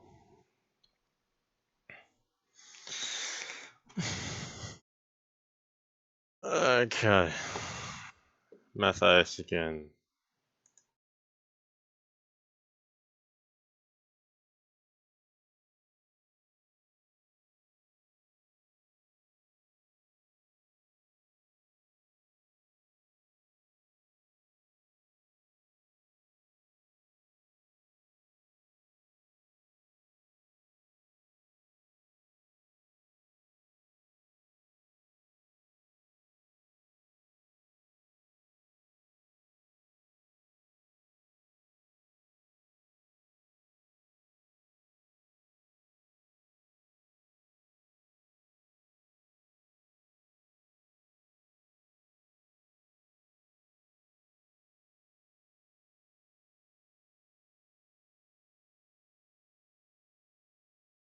Okay. Dangerous territory here.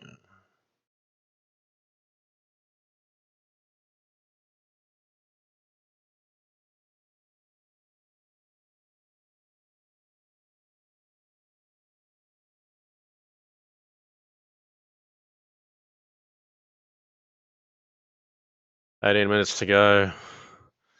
Gonna make a last dash at it.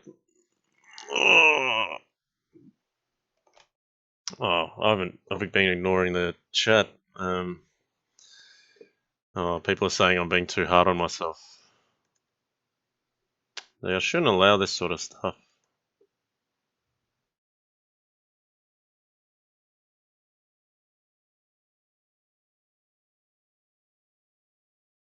Alright, let's be ambitious.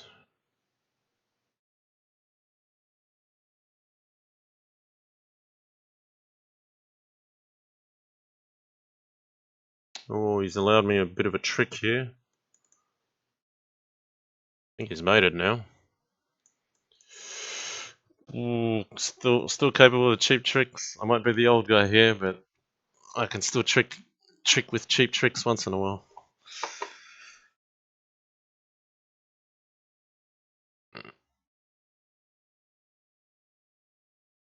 Okay, Master 10.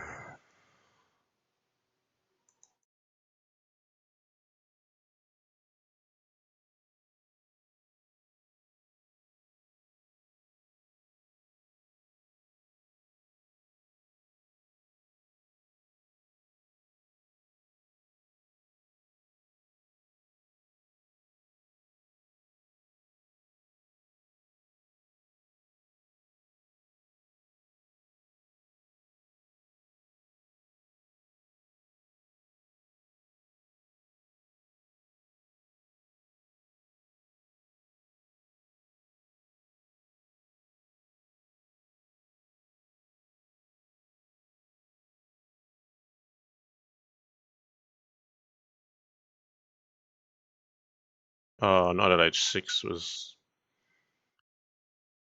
probably better.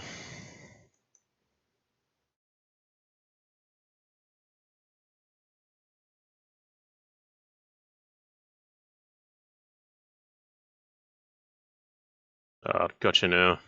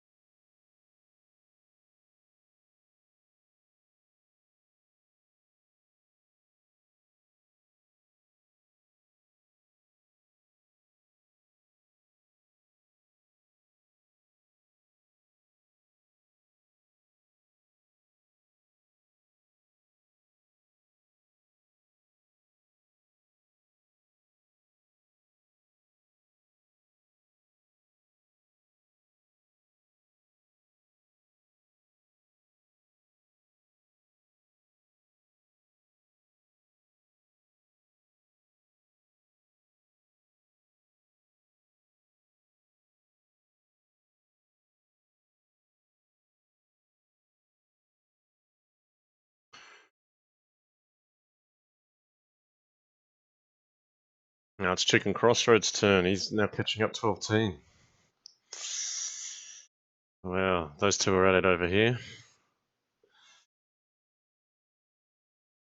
It's a churros again. Alright, I need to play a solid game against this opponent.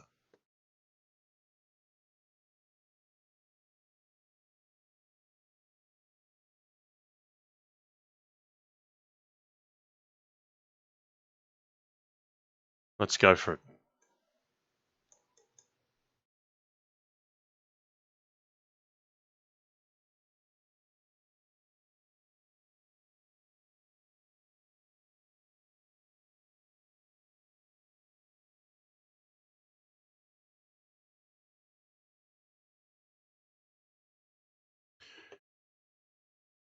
Alright, this game's over.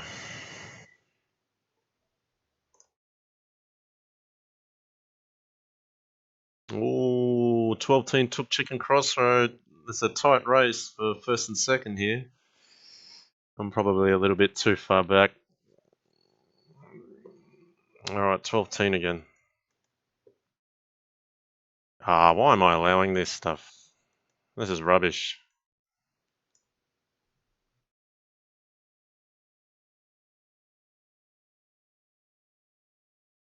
Alright, he's not going to fall for the same trick twice.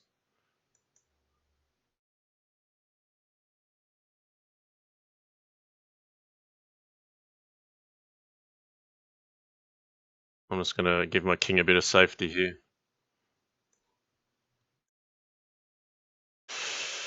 Alright, let's find a way to attack.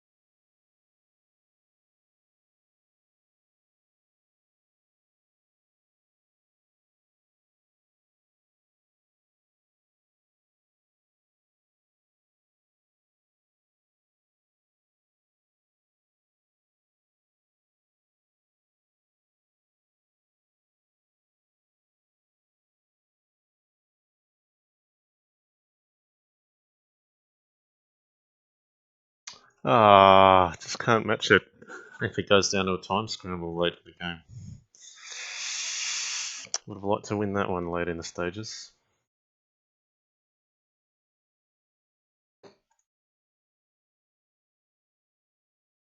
Okay, master turn this time.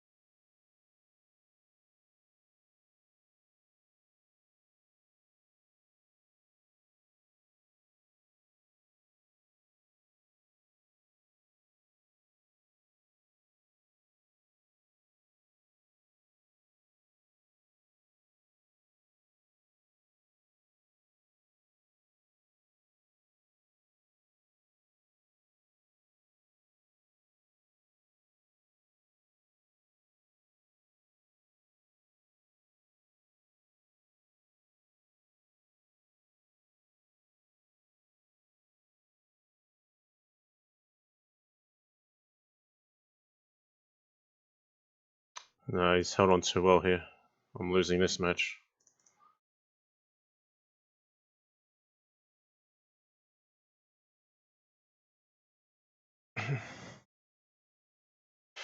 Alright, 9 minutes to go. I didn't get to play 12 team much in a 3+2, but I'm getting plenty in the 30-second event.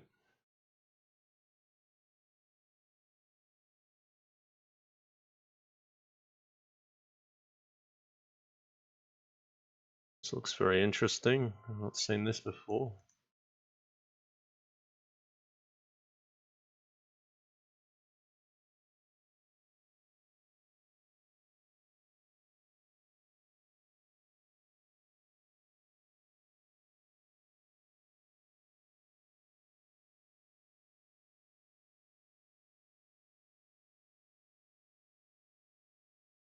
Let's try to get him on the back.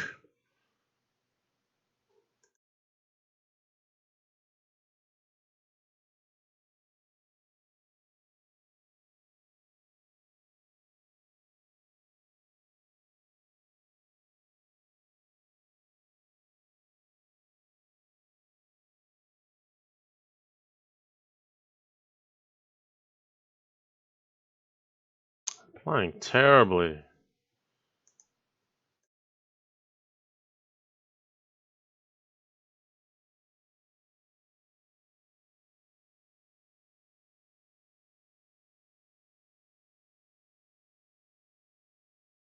Oh, why hasn't he mated me yet?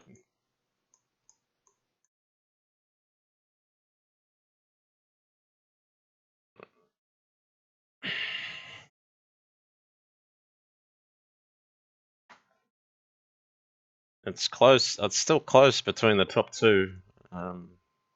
I've definitely faded.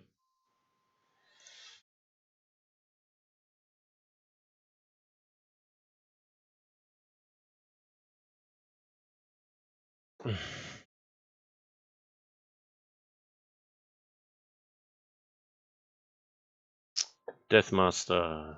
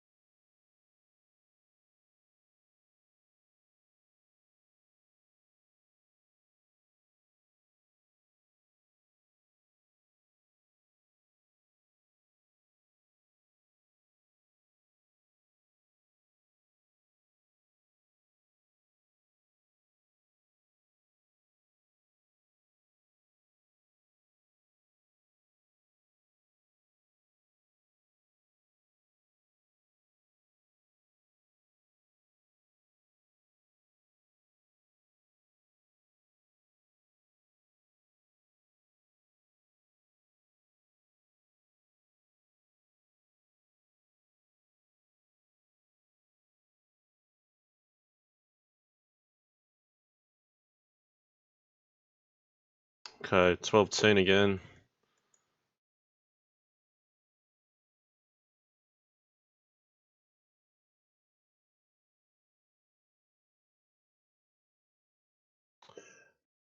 I think I'm just being a bit loose with the openings as well. I'm just allowing um, too much freedom to try different things. Should keep a tighter lid on that. That would probably help.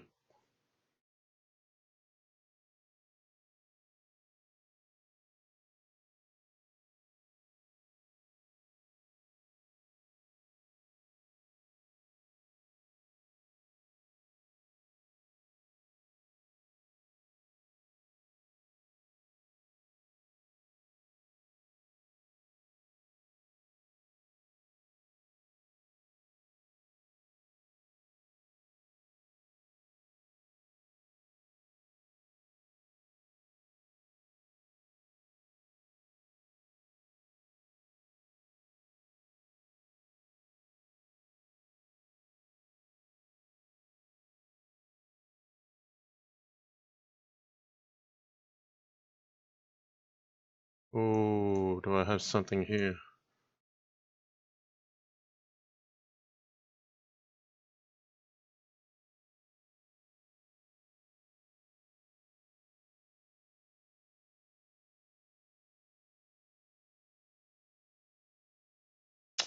Ah. Yeah, pawn at g7 was made if I was patient enough for it, but I assumed he would take the draw.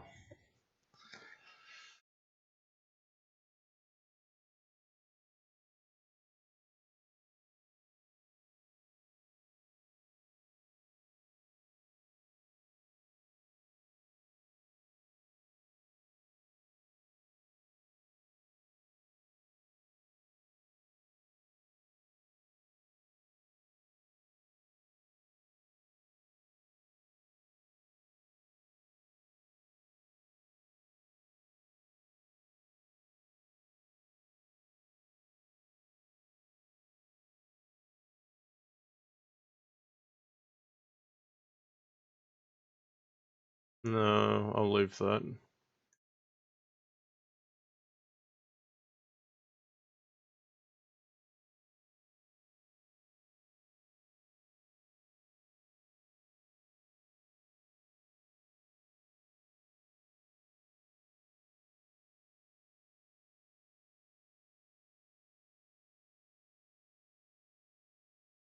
Oh, wow.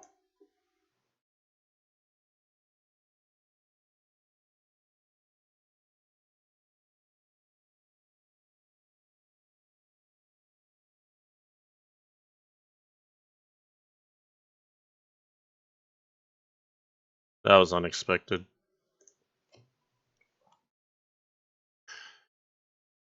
Okay, 3 minutes to go. I think the positions are cemented. I think 12-team did very well to fight off Chicken Crossroad. He certainly had my number at the end of the event. Um,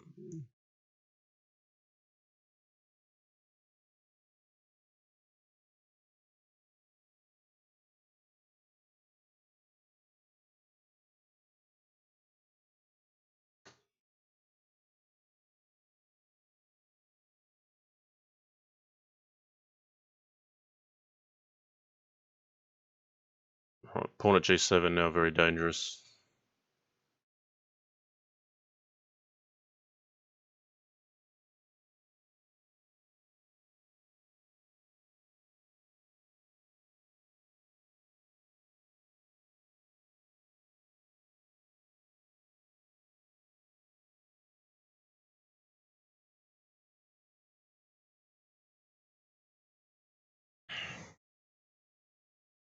So yeah, I think the win against Master 10 secured my position in third.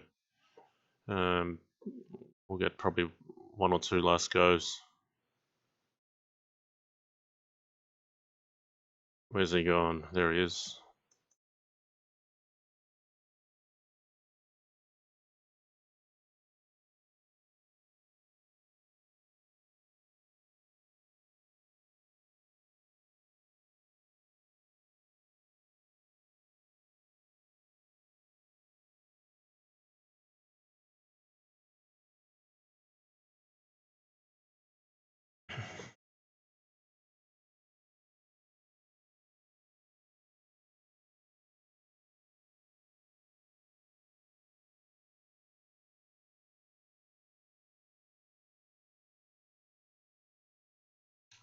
Looking to launch some attack here with knight at e2.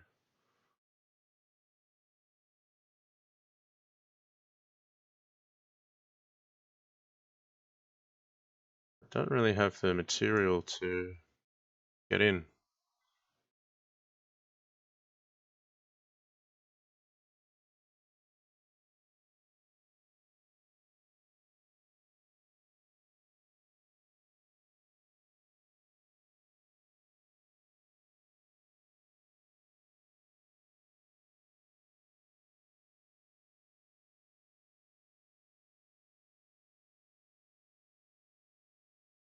Wow. Alright. At least I had one good game at the end of the tournament, but I felt I was better equipped to take on those sorts of situations at the start of the event. And, you know, this is the end of 4 hours of playing straight Crazy House at a high level. I'm just not up to it. You can see I've got a long string of losses in the back section there. But yeah, the opposition's tough. Can't complain too much with a third place result here with the likes of the opponents I've had. So I've got a second place in the 3+2 event and a third place in the 32nd event. Um, yeah, that's my morning brain workout. So I'm absolutely brain drained. I hope you all enjoyed that. Um, Last week I mentioned something about a surprise simul event. I'll still need to make that happen. I'm a little bit behind organising this next charity event that's going to take place 30th October, but I need to make something happen on the channel quickly if I'm actually going to get a result um, with donations. So yeah, um, I'm tired. um, Hope you enjoyed it as much as I did. It was great to play. Fantastic turnout in the 32nd event. There's some real talent out there. So I'm just so happy to see the game is alive and well. Um, I'm going to end it there. So thanks to all of you for joining me. Hope to see you again next week. Until then, enjoy the rest of your weekend and take care.